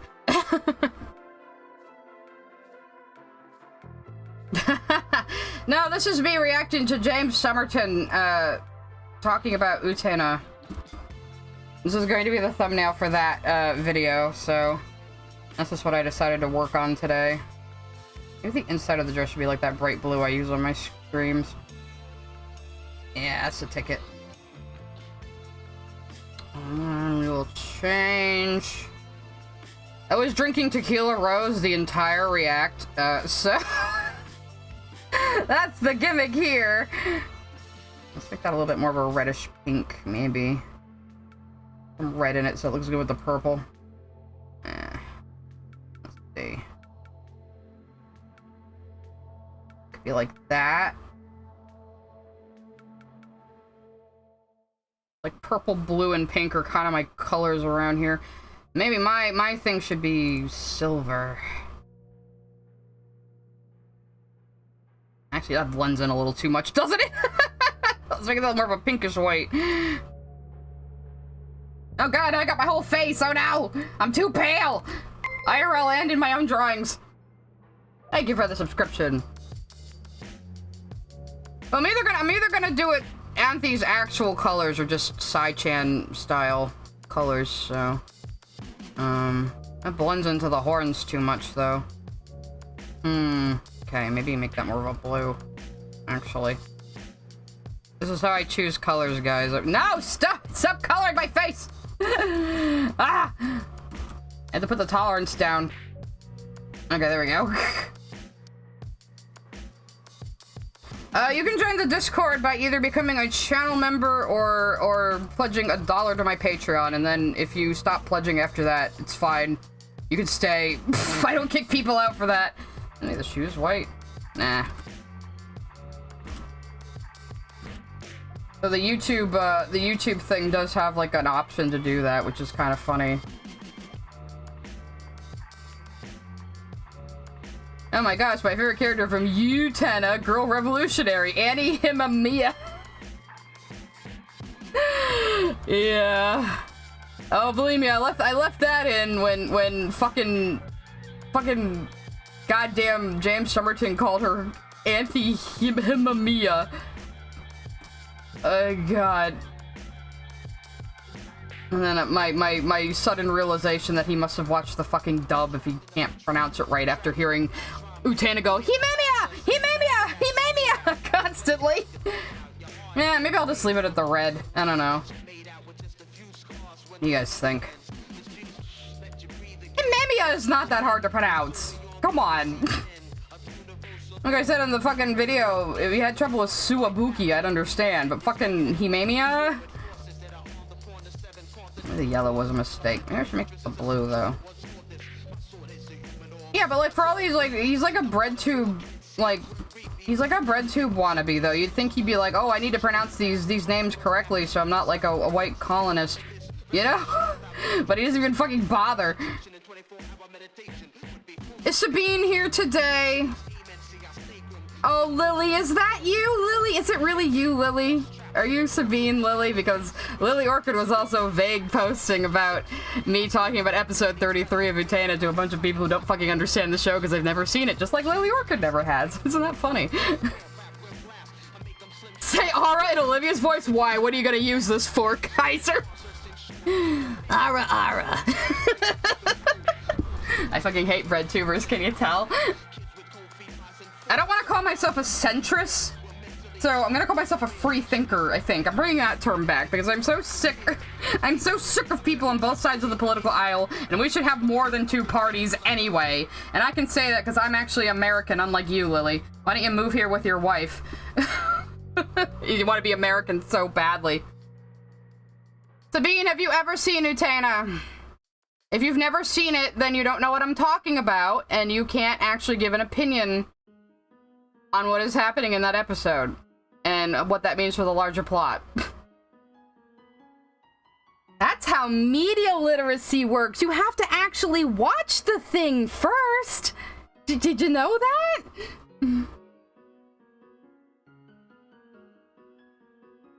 Why don't you send me a super chat if you're so pressed about it? You've done it in the past. I'll take your money. I don't think the pink trim looks good. I might reverse this, actually. Let's do blue on the trim, on the skirt, and pink on the trim. See how that looks. And if it doesn't look good, I'm just gonna give up and go back to the red. It was just an idea. Because, you know, you have the other characters in the Rosebud. Yeah, Rosebride dresses later in the series. That would kind of make sense. It does kind of look better, doesn't it? I don't know, I think I'm gonna leave the sashy things blue, though. Oh yeah, they should be anyway. Looking at Auntie's outfit.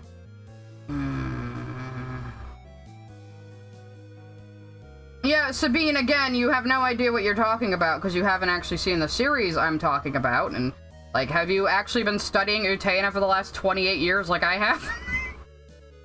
I don't think you have. Yeah, Sabine, why is your currency from Poland if you're apparently from Louisiana, Sabine? Why don't you explain that one?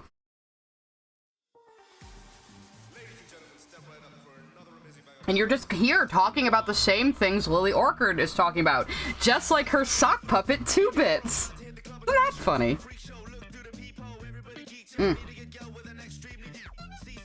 Don't mind me, I'm having a little bit of my shake. Oh, this is like one of my new favorite songs right now. I'm gonna turn this up. I heard it on that clown playlist I had, and I realized I can play it.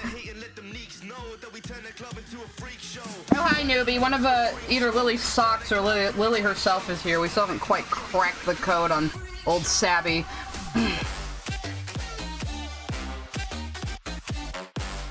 Sabine, tell me what you understand about episode 33 of Utena so we can see if you actually are able to talk about this like someone who has actually seen it and understands the narrative.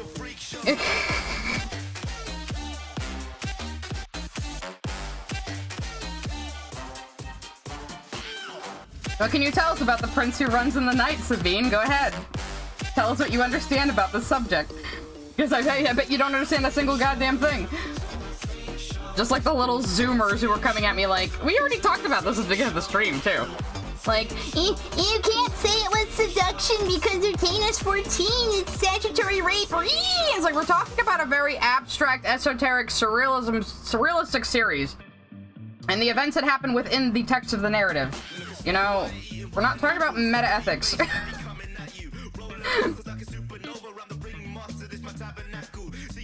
I mean, what we were pointing it out earlier, it'd be like if you're trying to talk about, like, a revenge plot in a movie, and someone kept saying, but murder's illegal! But murder's illegal! But murder's illegal!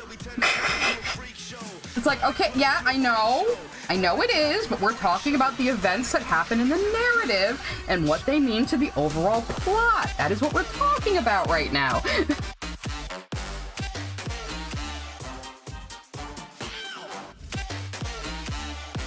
Sabine, have you seen the fucking episode? Tell me what happens in it. Beyond what you keep repeating. What happens in the episode, Sabine? Tell me. Describe it. Because I know you haven't fucking seen it. I can always tell when someone hasn't actually seen Utena because their ignorance just speaks for them. And I'm tired of people talking about it when they don't even fucking understand it and have never actually watched it.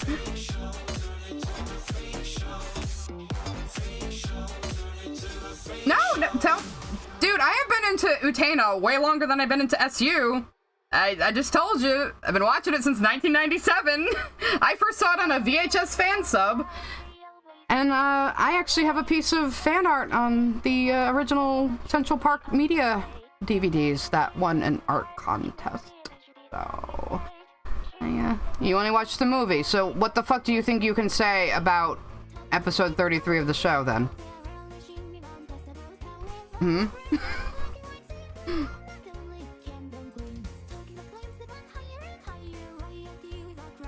Only watched the movie where Akio, like, dies half an hour in. Falling off a balcony. Utena is only tolerable in a 2-hour format. Ah! Oh my god, maybe you are Lily. Holy shit. So, you're saying the show is intolerable, but you're trying to come at me for my narrative analysis of it.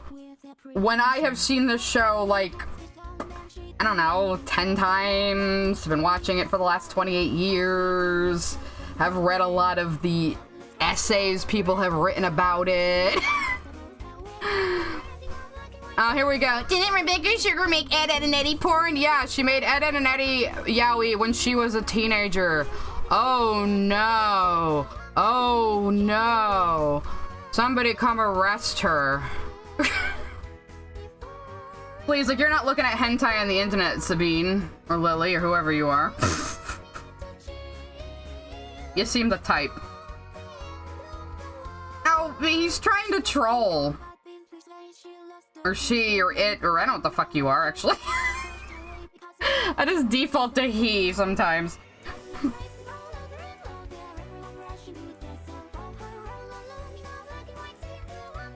Oh, Sabine, tell me your pronouns so I know exactly what to call you when I'm calling you a fucking idiot. That's not what I said, Sabine. That's not what I said at all. And again, you haven't seen the fucking show, so you can't really comment on it, can you? Just like old James Somerton over here. Where is he? Where's our boy? There he is. Wait, why am I on the layer above him? That's not good. I shouldn't be. Hang on a second. I'm gonna put that down there. Okay. Yeah, look at him. Look at him, everybody. Take a good fucking long look. No, see, Mud King, I have become of the opinion that you could interpret Utena's sexuality as heterosexual, bisexual, or a lesbian and succumbing to compulsory heteronormativity. I have said that, and I think that's true. Because I watched the show as a young lesbian, and a lot of things I found upsetting I just kind of tried to write off, instead of actually understanding what the show is about and saying. So I don't do that anymore. It's the point. Are you trying to put Stockholm, the story about Rainbow Dash with a dick being so horny she can't stop raping teenage girls? You're putting that on the same level as Rebecca Sugar drawing Ed and Eddie, like, kissing while nude when she was, like, 16 or 17? Really? That is a galaxy brain level take right there. There's something else I was gonna fix on him. I think I already fixed his hairline. Fix his hairline should make his forehead bigger. Oh yeah, I was gonna fix the angle of his glasses thingy over here. What do you call that? The part that goes on your ear. I don't wear glasses, surprisingly. Like everybody else in my family does, but I have lucked out so far. Probably will need them eventually.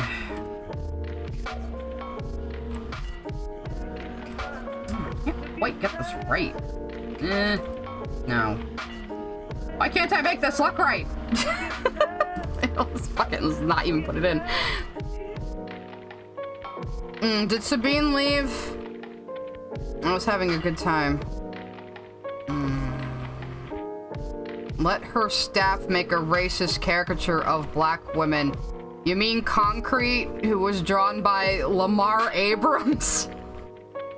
And was clearly a post-it note doodle that was a joke that came up probably in a brainstorming session that was never meant to be an actual character? You mean that one? Yeah.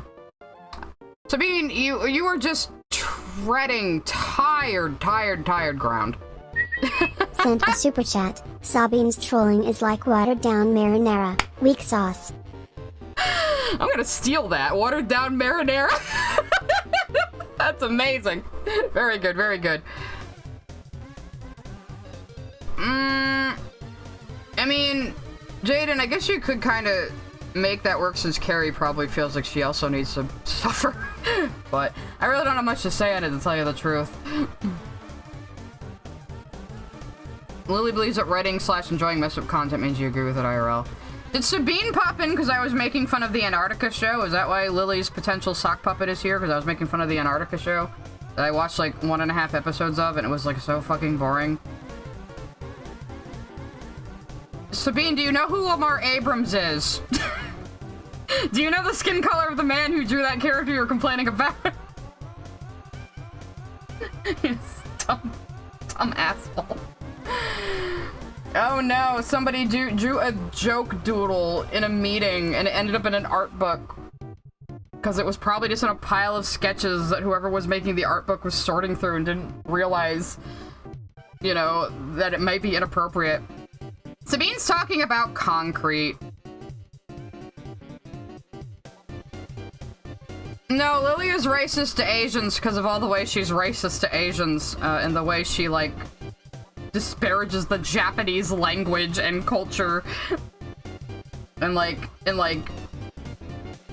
tries to say, like, every single anime is gross and problematic, and, you know, those wacky Japanese always making their gross, violent, pornographic cartoons, am I right? Not like I didn't hear that all throughout the 90s from conservatives.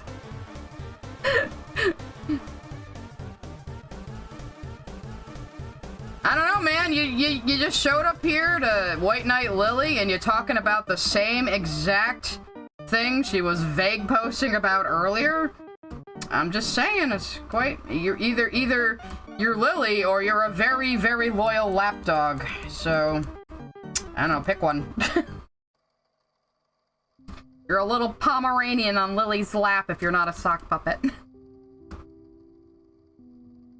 I'm sure your bite is very nasty. Don't you guys love when people just come to my chat and try to, like, challenge me?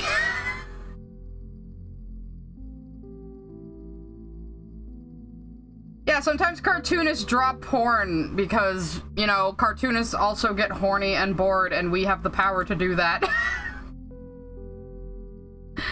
You know, adults are gonna do things like that. I know it hurts the brains of teenagers and terminally virginal 20-somethings, but...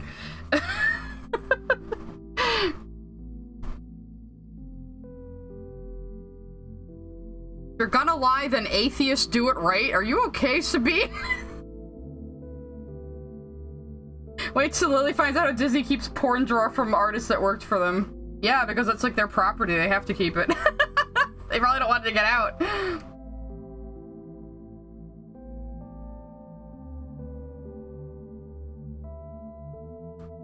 Lily's anime collection is canonically 100% incest hentai. I'd be surprised.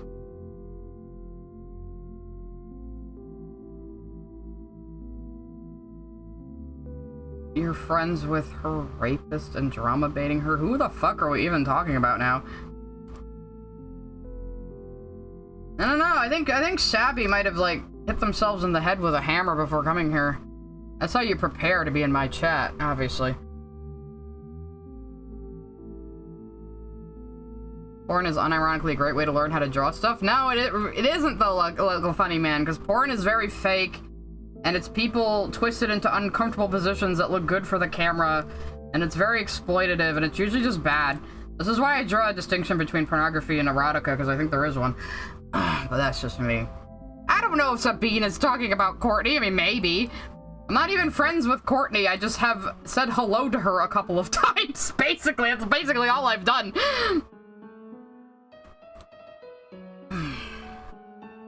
I've said hello to Courtney a couple of times, and I say that I believe what she says. So, but that's about it. We don't have any regular contact or anything. K.C. sent a super chat. Lily talks about anime the same way X-Play used to talk about JRPGs in the early 2000s. Ekin. Yeah, kinda. Thank you for the super chat. Thank you very much. Courtney beat up a pregnant woman, but Lily's a bit... Lily has done way, way worse things, really. I mean, have you seen how Lily treats her wife on her stream? Sabine, who is totally not Lily, have you seen that? Have you seen how Lily, like, doesn't even know her wife's eye color and had to ask McKay what her eye color is and has left her in America for, like, 2 fucking years instead of bringing her to Canada? Have you seen that? And how she's already trying to fuck another fan and is already finding a replacement for Michaela? Ah, seems like some shit! Just saying.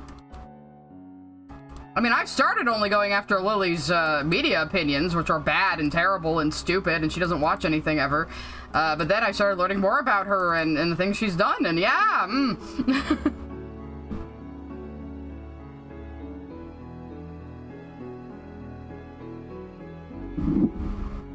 I don't even know what Lily's fans get out of being fans of her. She's so rude to them. She's so rude to them all the time. Sabine, I dealt with Lily's SU crit. I proved that Lily has not watched the show since the first time she watched it. And she didn't even watch the movie. She just, like, read a bunch of synopsises and made up a bunch of shit. Like, you can just go watch my video and see that evidently right there. And every single time I react to Lily, it becomes very evident she has not fully watched the things she's talking about. Be it Steven Universe, be it Dungeon Meshi, be it even fucking Kingdom Hearts. Hello, Ferrochrome. Yeah, that is how you pronounce it. I never pronounce everybody's names right. And Lily just keeps giving herself enough rope to hang herself with every time she opens her mouth. She did that drama video that just made her sound bad, and immediately after that she did that creepy siblings video, which we may or may not react to next week, depending on what my fans vote for. How much money you'd want to bet if Lily watched Berserk? She'd somehow justify what Griffith did to Casca? I don't even know if Lily would go that far, but it would be funny. I think it would be funny to trick Lily into watching, like, the bad 2015 Berserk and tell her everyone thinks it's amazing. See what she says. Like...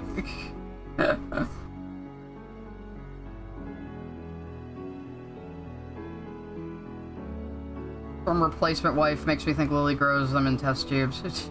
Well, every single person Lily has dated has been a fan.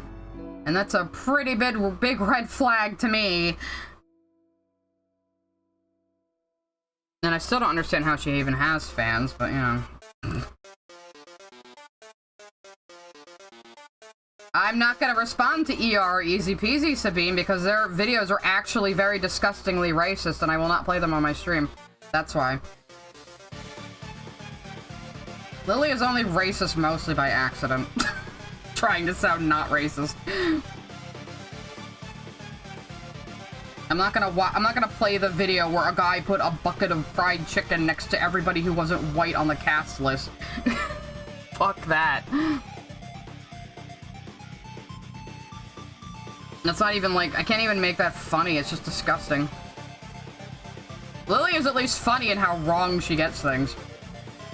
And how much of a grudge she has against Steven Universe for, like, absolutely no fucking reason. I don't like that line there. Still haven't decided if I want the purple or the red dress. I am kind of liking the purple more, though. I might still fuck with the colors, though. You guys should make the accessories go back to yellow, though. That just, it pops more.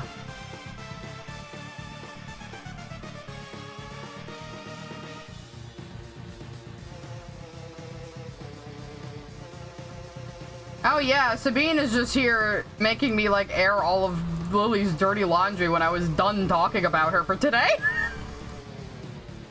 So grats, dude! Yeah, Megalovania always seems to come up at, like, the perfect times on my stream. I swear I have my playlist on random. Well, like I said, though, next week we are going to be doing a react.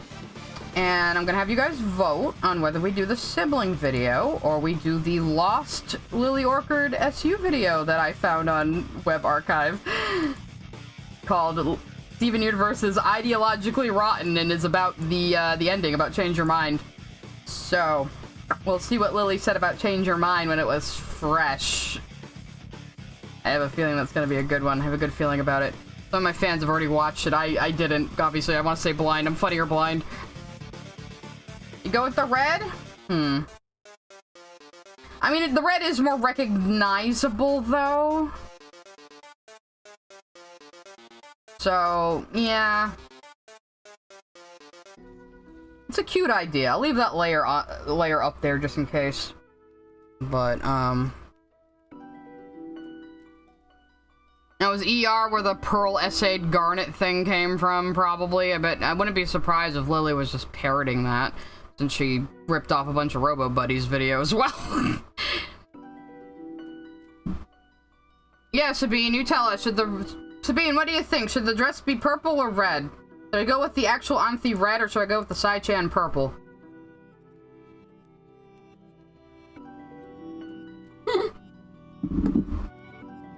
You can autistically defend Blue Diamond if you want. Blue Diamond is my favorite diamond, but I would never say that Blue Diamond isn't a bitch, because she is. She is a cunt. Thank you for whatever that was. What was that? Gifted sub. Thank you. Let's see. When I was 15, 16, I was her fan. The way she talks, she could easily make you believe she's in the right. Well, yeah, but see, Lily relies on people not being familiar with the things she's talking about, so she can just sound authoritative on it. But once you have someone like me who is actually very familiar with the property she's talking about, it becomes instantly clear she has no goddamned idea. Lighter purple. Huh, that's an idea, actually. That's an idea. Put this up more into a lavender? I guess it could be like Kazue's dress, where her dress was like more pale, you know?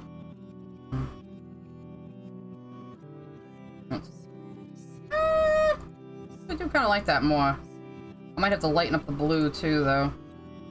But now it blends in with the tail and the wings, though. Forget it for now. It was an idea. I'm glad I tried it out. Let's color James. I gotta start making like little squiggly patterns on his coat to represent it. Okay. Very darkly lit in that video.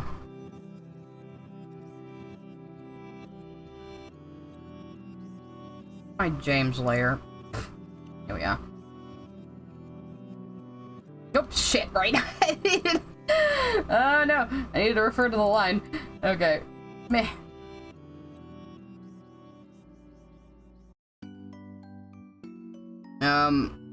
The plagiarism is a known thing, Sabine. Are you really a Lily fan if you haven't heard these things? Do you just plug your ears and...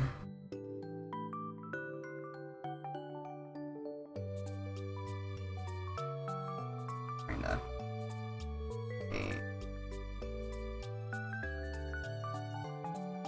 Cosmo Mandy's just talking about jellyfish. Great. Oh yeah, there's like a little video on Tumblr of Robo Buddies who is called Red Baron something now. I think I forget what the new name is, but she was like showing off like parts of her original SU video that she has disavowed that Lily knocked off. So that's one thing. Oh, okay. You want me to show you the evidence, Sabine? Sure. Let's go to Tumbly real quick. Good old Tumble.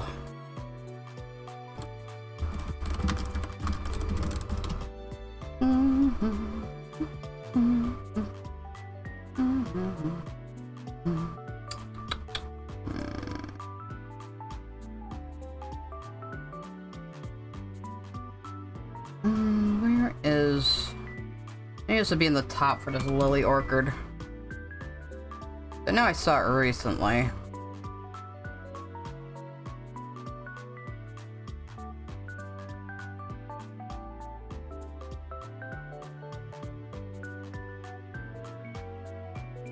Ah, Red Buddy is the new name, apparently. I found it. No, Sabine's a real big fan of my streams. So, yeah, Robo has a nice little video. Has a nice little video about this, right on Tumblr-Doo. Bring up Distractovision. Trying to have fun with a gem, only to suddenly jump into dramatic character development. Why there are so many episodes where Steven is hanging out with some other gem only for the plot to come bursting through the wall. It's gotten to the point that if the show wants to have an episode even slightly unique and focus on someone else, they still have to shove Steven into the background, despite the fact that the episode would work just as fine, if not better, without him taking up screen time. This is most egregious in Last One Out of Beach City, where the episode is entirely about Pearl seducing some human lady who looks like Rose, and also Steven is there. He's been shoved into the episode just because the show has mandated that he always be here, despite the fact that the episode would work just as well, if not better, if he wasn't hogging screen time. Essentially, this arc is supposed to be about how there is a gigantic forced fusion incubating inside the Earth's crust that could awaken and destroy the entire world at any moment. In the cluster arc, a massive artificial fusion comprised of millions of gem shards, by the way, remember this is going to be important later, is discovered to be baking beneath the Earth's crust and will soon form and destroy the entire planet. Allow me to repeat. It could destroy the entire world! I repeat, it will soon destroy the entire fucking planet. Everyone could die at any moment, and yet the gems decide to, just take it easy, be chill and friendly. Now, in any other show, this kind of story would have a sense of urgency about it. Not in Steven Universe, however. They spend most of the time chilling and not really doing much. Heck, Peridot addresses this, and Steven's just like, hey man, you need to chill out. Nobody's worried. Wait, no, scratch that. Peridot's worried, but don't worry, we'll lobotomize her soon enough. Another episode of Steven trying to have fun with a gem, only to suddenly jump into dramatic character development. Why there are so many Anyway, so...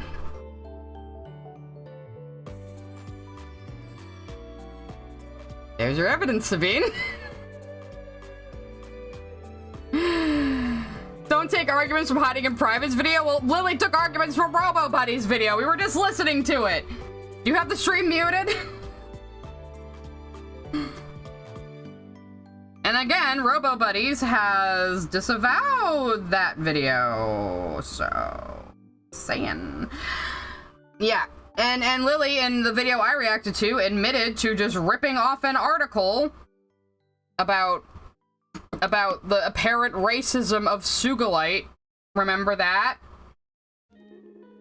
And she was like, oh, those weren't my words to say. I took it mostly from an article. So it's like, okay, so you just copied and pasted an article and pretended those words were your own then.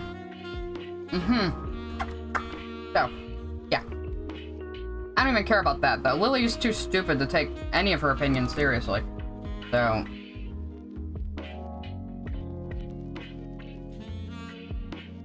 Red Van Buskirk. Oh, that was the new name. Okay. What are you talking about? Why did I plagiarize? Go ahead and find me any fucking place that I did.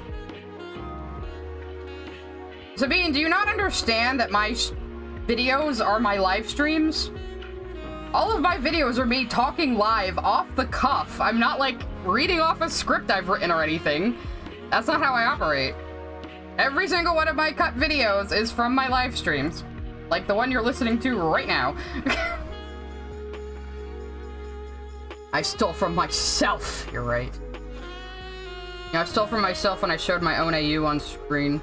A few people called me out in the comments like, oh, this is the best, like, backdoor advertisement for an AU ever.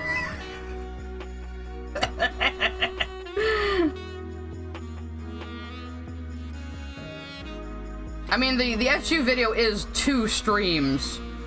Completely, like, rearranged and edited together, yes. Because that's just how I decided to do it, because Lily can't ever stay on a fucking topic. I went on a tangent about Utena for 20 fucking minutes in the middle of the video. But, the 2 uncut streams are available on my YouTube. They have been for a while. If you want to see it all in order, you can. Yeah, show me anywhere I fucking plagiarize, because I actually sit here giving my own opinions every week. Unlike other people.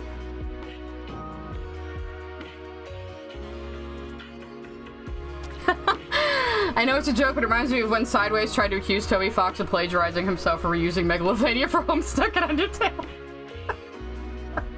True. It did start as a Homestuck song, didn't it? I hate that. I hate that fact. Sabine, what the fuck are you talking about? I don't even know who you're talking to, if you're arguing with people in the chat or me. Or did I, like, copy Hip's video? I mean, I shouted it out in my video, yes. Yes, I stole my jokes from impressionable viewers, you're right. I steal jokes from my chat all the time.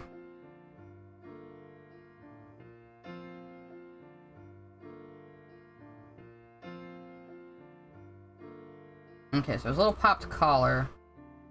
Not part of the jacket. I'm noticing. My terrifying screenshot of James Somerton up here. You know, I heard recently James Somerton didn't even post his own butthole to the account that let us all know he's alive because he posted butthole. It wasn't even his butthole. He plagiarized butthole. Can you believe that? He can't even post his own ass. Where's your 30%? Yeah. Yeah, streaming is so hard, you guys. Streaming is the hardest job in the world. You should be more appreciative. Where did Sabine go? Did Sabine leave? Oh, did we scare Sabine away? Look at my participants list. No? Still here. But yeah, the RoboBuddies video was pretty critical of SU originally. But it was still positive in the end. And like me, like, I bitch a lot about Steven Universe's writing. You've all heard me do that. I wouldn't bitch about it so much if I didn't care. There's plenty of parts of the show I'm heavily critical of. You know that if you actually watch my stuff, Sabine/Lily. The destroyer of worlds. I get in trouble with other fans sometimes. I'm so fucking critical of some things. I remember one chat room I left eventually because everyone in there was a fucking psycho. They all got mad at me one night, like, oh, you're talking like someone who hates the show, and I'm like, I have been doing a fan comic for the last 4 years, of course I don't fucking hate the show! I'm accusing Lily with no evidence. Sabine, I just played the evidence for you! Do I need to play it again? Do I?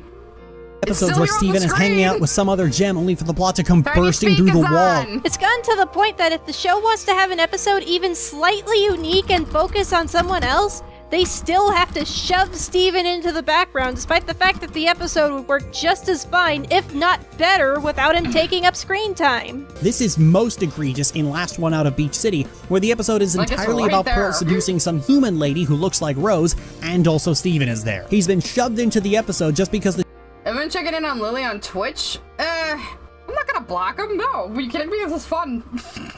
I don't usually block people unless I really, really absolutely need to. And Sabine hasn't done anything I need to block them for.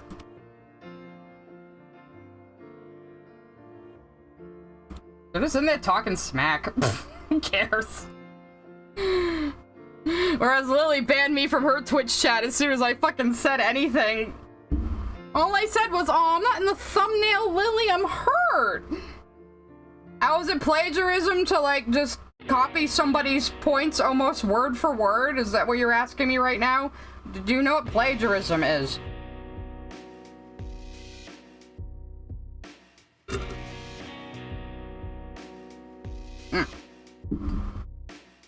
Just finished my shake.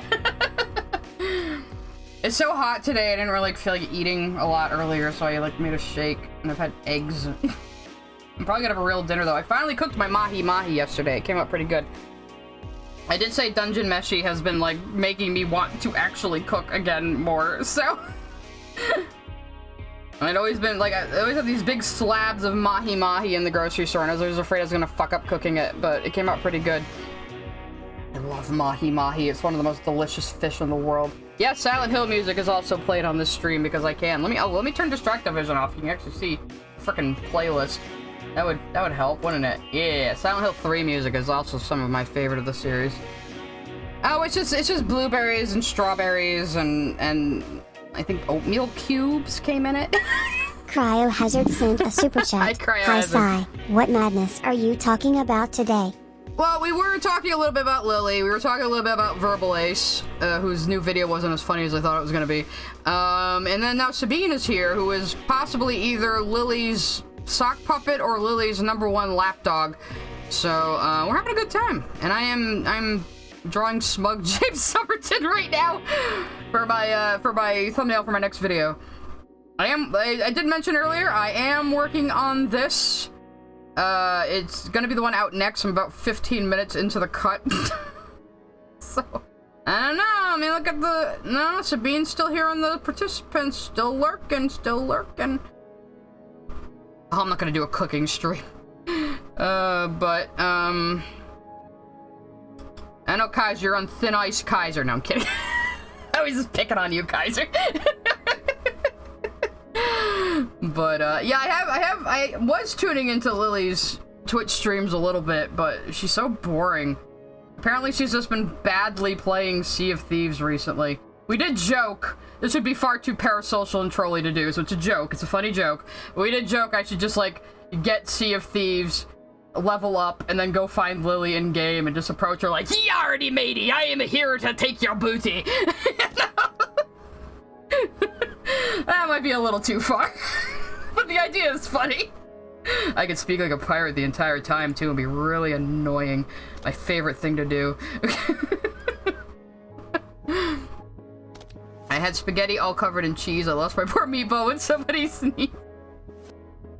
It rolled off the table and down on the floor, and then my poor meatball rolled out the door, and it rolled into the garden. Here, and then you just go into here in the garden. Let's play a game. When Lily heard that Robo Buddies found out Lily plagiarized them and gave her criticism on Tumblr, Lily went malicious toward Robo and was calling them a bunch of awful names. Big fucking surprise. It's now how, like, KP has been a psycho all along because she dared to question Lily on very credible accusations, and then Lily just hung up on her and blocked her everywhere. Alright. Oh, it's kind of like leaves and squigglies. I'm not gonna make this super detailed. Just enough to be like, that was what the outfit looked like.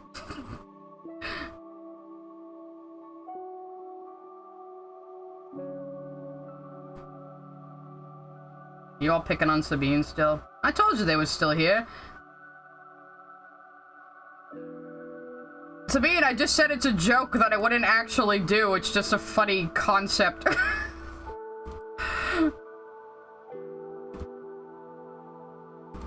At that time, there was a Daisy gamer I used to watch a lot, and there was a guy who would find him in game every single time, and it was really funny.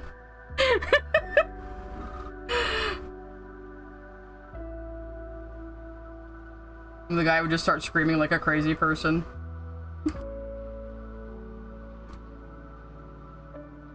I'm not gonna buy Sea of Thieves just to grief Lily. It's just a funny concept, funny haha idea in my head that I'm not gonna do.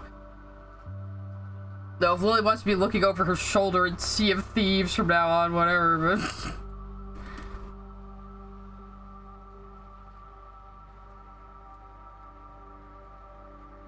I don't know, we haven't really cracked the walnut that is Sabine yet, have we? If it is a sock puppet, Lily will do something to accidentally expose herself, just like she did with Nooblord and 2-Bits.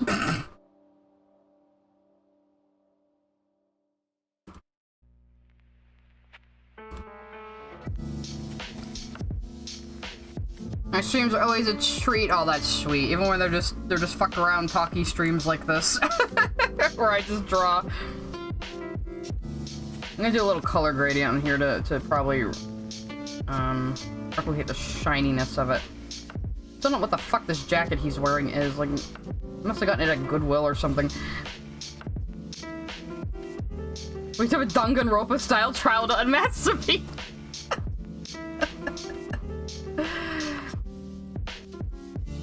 Yeah, I make fun of and fact check Lily's videos because I actually understand the fucking shows she talks about. Like, I haven't done any Lily videos of things I don't know because I don't run my mouth about things I've never played or watched, like a certain someone. Like, I don't know shit about the Andy and Lele. Krim did that one.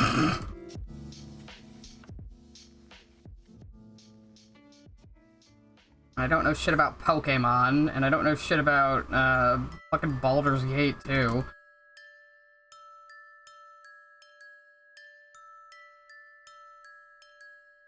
Why is James a darker skin color than me? Because I'm very pale in real life, and I'm color picking from a screenshot of him.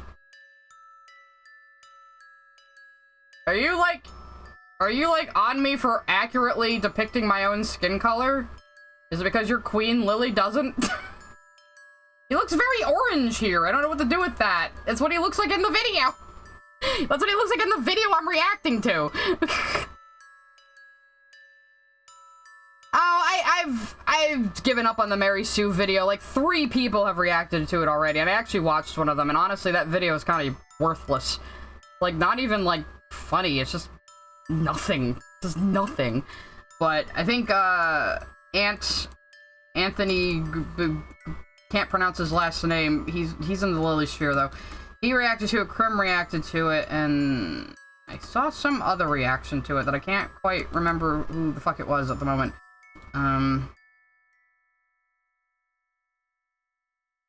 It has a worm on the crevice too. What are we talking about now?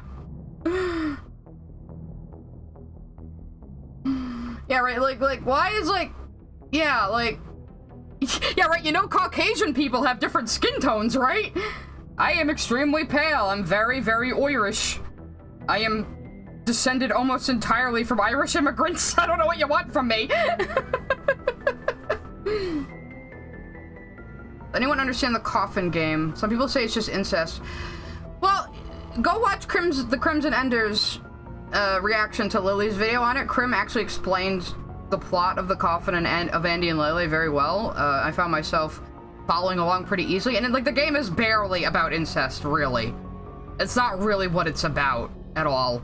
That's just one of the possibilities that can happen in the endings if you steer the characters in the wrong way. But it's mostly a horror. This is a horror game, really. A horror game of 2 people trapped in a building being lied to that they're like infectious or something, and yeah. Make him green like Shrek. You can't just ask people why they're white, Sabine. Oh my god.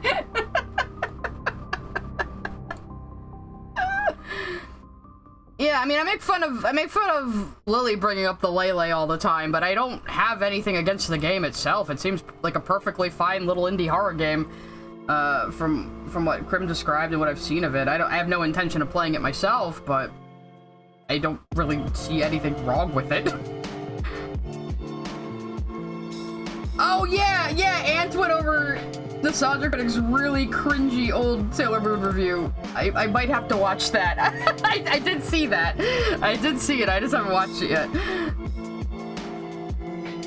I've been listening to a lot of music lately while I edit videos, so that's mostly what I've been doing. Who's beefing with me about Dragon Age now? Yeah, all Lily has said about Dragon Age is that it's ew. She hasn't, and she, brought it up a little bit in the Emoen video, and for the most part, it seems like she's never fucking played it, so, you know, big fucking surprise there. Oh shit, am I on the wrong layer? Oh no, have I been on the wrong layer this whole time? Okay, good, I haven't. I was just fixing his hand, and then I was a moron. Alright, good. And I gotta fix his hand again, though.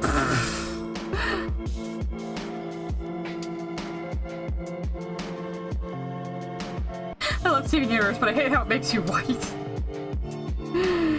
I know, Sabine, you should have come to last week's stream where you can find out that I'm into way more things than just Steven Universe. We were talking about Dragon Age, we were talking about The Boys, we were talking about Utena some more, we've been talking about Serial Experiments Lane. Just said Dragon Age is shit. Yeah, okay, like you and every other, fucking tourist who is trying to open their goddamn mouth about Dragon Age right now. Oh, there's brown people and gays! It's gone woke! There's always been brown people and gays in Dragon Age!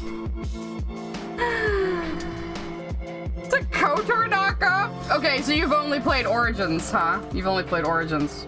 Or maybe have only just seen Origins. Like, all these people that are comparing it to the first game from fucking 15 years ago and haven't played any of the subsequent games and don't know the lore. Oh, Sabine! You're not gonna be able to challenge me on Dragon Age, sweetie. If you think I'm crazy about SU lore, I am absolutely fucking mental about Dragon Age lore. There's nothing you can say to me if you haven't played the games. And this is our topic for today, mostly. People online making comments on franchises they have not actually played or watched. Which is really starting to annoy me. Because, like Krim in my Discord earlier was saying, it is kind of like a pipeline to anti-intellectualism. Because you get people to just say, oh, well, I can just have an opinion on this thing I don't actually understand, and everyone has to accept that. They can do it for other things, too. You know, it starts with media. It doesn't end there. Oh, you tomato, James Somerton. Good use of your tomato. Good use of your tomato.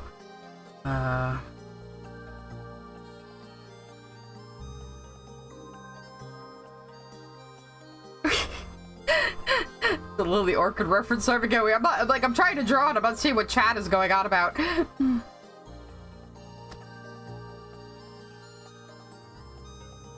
I play real RPGs like Baldur's Gate or Morrowind. I think you meant Morrowind there.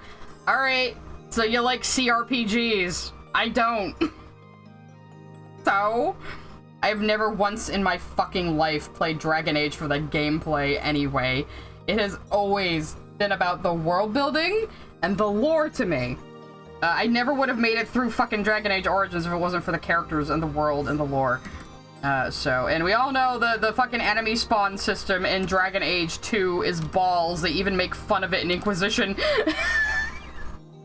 We all know it's terrible. Inquisition at least had decent gameplay. Even though I don't really like that they took the tactics away. It would have been better at tactics. This was the first time somebody made a fucking RPG in Frostbite, of all things. I don't know why they decided to switch to Frostbite and not just use their own engine like they always have, but, you know, it's either here or there. Fucking BioWare. But anyway, you're welcome, Sabine, to come to all of my Dragon Age streams that are happening. You are very welcome to come to those and try to run your mouth about games you've never even played. I mean, you're just upping my engagement. YouTube's over here like, wow, that chat sure is poppin'. This person must be popular.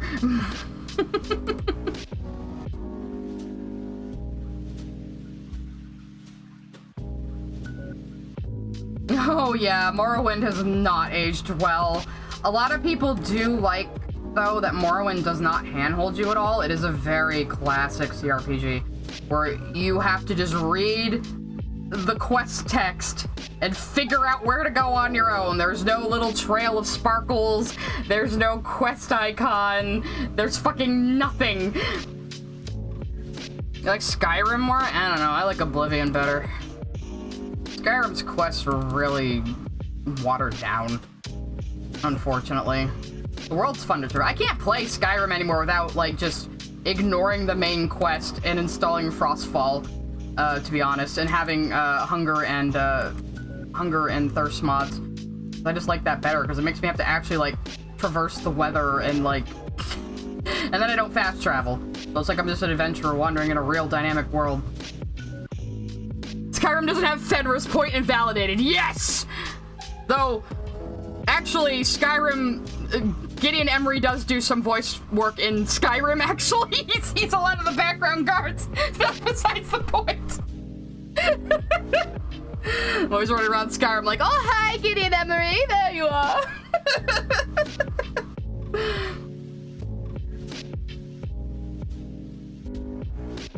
Like, Sabine, you don't even know what character you're talking about anymore.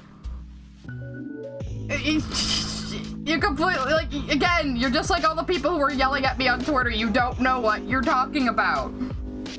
I was talking about episode 33, where Anthi literally delivers Utena's virginity to her brother to take. That is what happens in that episode. And it was my response to people who like to call Utena Yuri. Because they've never fucking seen it and they think it's just we sword lesbians.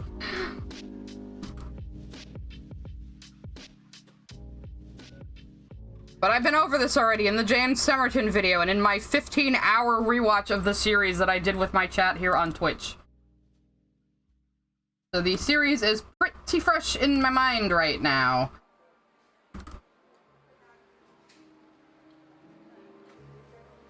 There we go. You look douchey enough, you guys.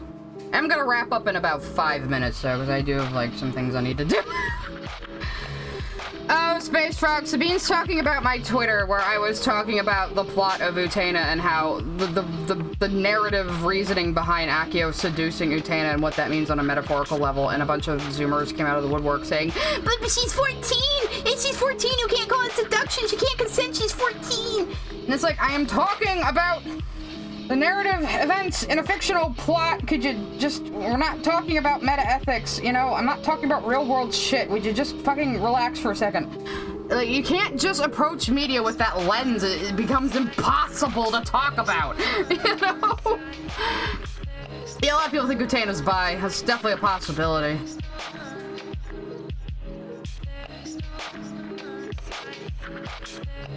Steven stopping fascist alien queens with a burn. Actually, Steven stopped White Diamond by demonstrating to her that her worldview was completely wrong and she couldn't take it because White Diamond's worldview was so fragile. That's why she was in her own head all the time and didn't talk to anybody else, because anybody else's perspective could just shatter her own. You know, the metaphor of White always being in her own head is one of the most on-the-nose fucking metaphors in Steven Universe, and you still can't follow it.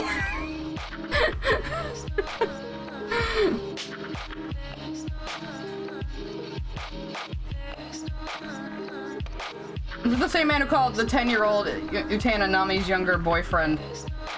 Well, Nanami does call Suwabuki her boyfriend in the first episode with him, but then after that she seems to, like, he seems to kind of just be relegated to crony or that, or just Nanami has a very immature idea of what a boyfriend is, which would track with Nanami. As we know, our weird little queen.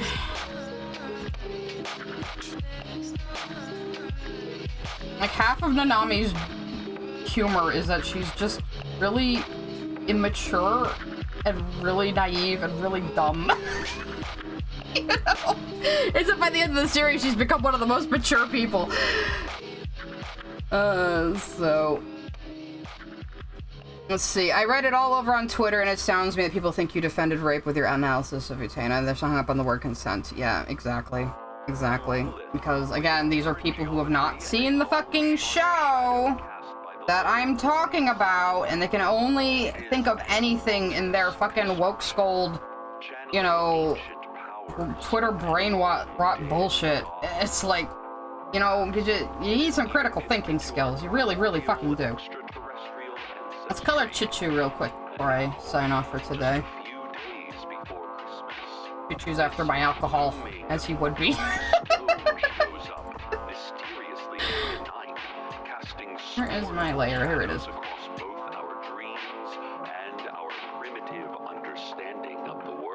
Oops. Right, I have to put that on the reference layer. Like I said, it would be the equivalent of, SU is just a shitty Utena / Johnny Quest knockoff? What the fuck are you talking about? So you're like Lily in my first Utena video, which is what made me become a YouTuber, because Lily was so wrong about Utena. So Lily created me. Congratulations. Like, Rebecca Sugar was not trying to recreate Utena with even Universe. How are you even coming to that conclusion? There's a few visual references to Utena in Steven Universe. That's it. That's it. Oh, is Sabine clocking out because nothing worked? Or it's because I said I'm wrapping up in a few minutes?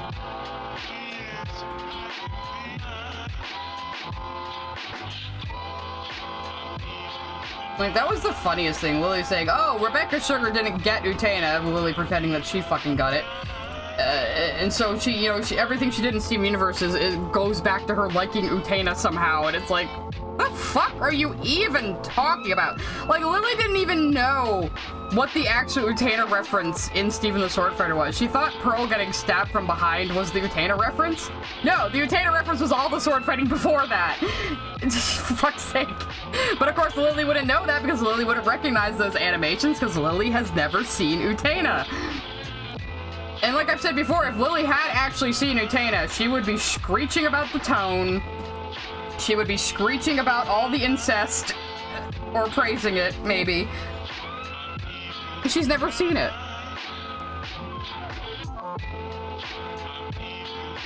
Because there's no way Lily would not be talking about Kozue and Miki and Nanami and Toga and Akio and Anthe and their very fucked up relationships with each other. Yeah, Steven Universe mentioned.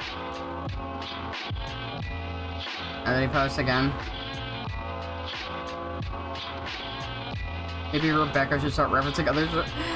Are you sure you're not Lily? Like, what is the problem with references? Like I pointed out in my video, every single reference in Steven Universe still makes sense in the scene.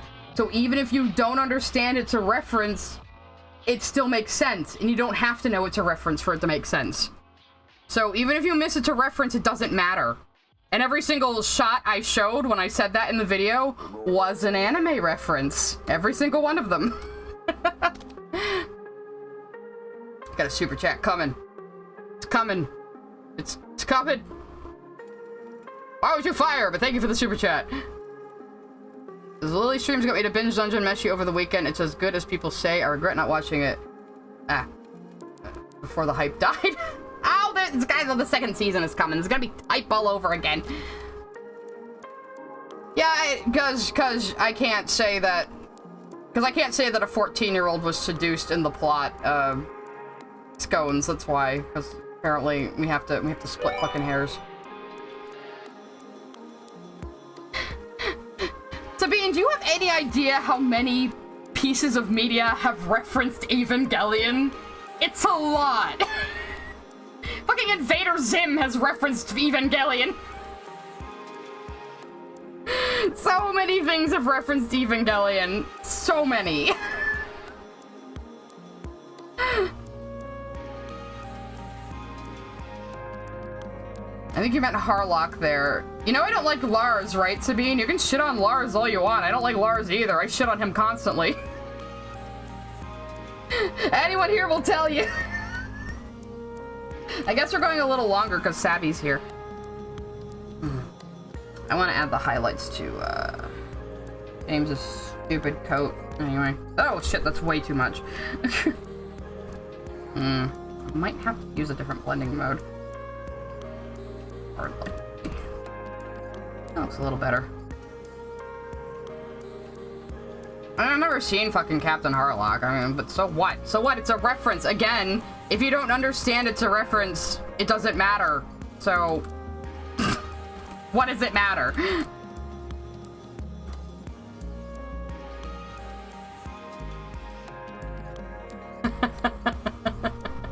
Maybe stream comments aren't the best place to properly articulate your media critiques. I think they'd still be bad, because this person is either Lily's sock puppet or is one of Lily's sycophants.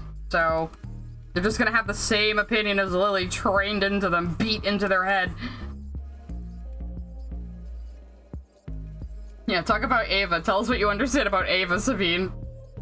I don't even like Ava. I don't even like Evangelion, but I still respect it. Because it really did paint the landscape of anime going forward.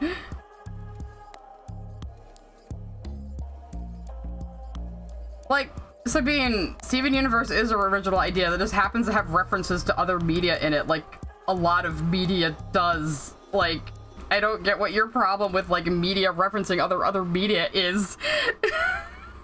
Like, what does it matter? Especially if it just fits into the show, and if you don't know it's a reference, you wouldn't even notice, you know? What does it matter? Those are the best kind of references. Alright, we got the flat slate. Ladies and gentlemen. Still thinking about the purple. No, I'm kind of used to the red now, though. I'll probably just stick to the red. It's classic. Ian Jones at least made OKKO have original ideas. Do you know how many anime references are in OKKO? You know, Ian Jones Cordy is married to Rebecca Sugar, right? And he was one of the creators of Steven Universe and wrote on the show and drew storyboards. You know that, right? You know that, right? Oh my god, like, hang on a second before I leave. Anime references in OKKOs, I am sure there has to be some. It's Ian. Is there only videos? I know there's a lot, though. There's gotta be. 10 funniest pop culture references in OKKO. Here's a good article to look at. So it's, you know, video game references, Captain Planet references, Naruto references, furry references, Looney Tunes, reference to heavy metal? Oh, Jesus. And of course, reference to Final Fantasy, or at least Ian's own Final Fantasy knockoff that he made when he was younger. Dexter's Lab, Sonic. Of course, there's a Sonic referencing OKKO. Ian is a big Sonic nerd. I'm sure Ian is behind most of the Dragon Ball references in fucking Steven Universe, too. So... oh god, it's so funny. Oh, well, show makes references to other show. Show must be bad, says the person who follows someone who writes nothing but gross, self-serving fan fiction based on other people's properties. Okay. Oh, he's married to a hag like Sugar. Oh, we just have the casual misogyny now. You are a Lily fan, or Lily herself. Either way. Anyway. Still going on about the edit and any porn she drew as a teenager. Who the fuck cares? It's like the Virgin Lily versus the Chad Rebecca. That image is always pretty fucking funny. Here it is. Let's bring that back up. So this the Virgin Chad meme with, oh no, I wanted to put it in. Okay, that's fine. I love that one of Rebecca's W's is married to Ian Jones Cordy.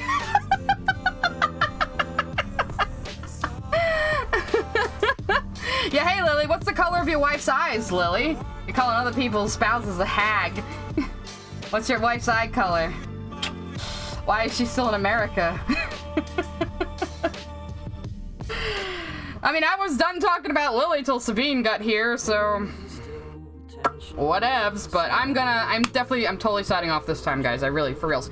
So, after the stream, either tonight or tomorrow, I'm gonna put up a poll for what our next big react's gonna be. I am gonna react to both videos. I'm gonna let you guys choose which one you want to see first. So, look forward to that, and the Dragon Age streams will start in the next couple of weeks, at least. I'm kind of setting up for that. Like I said, I gotta get all my mods and shit together. I gotta get my character designed.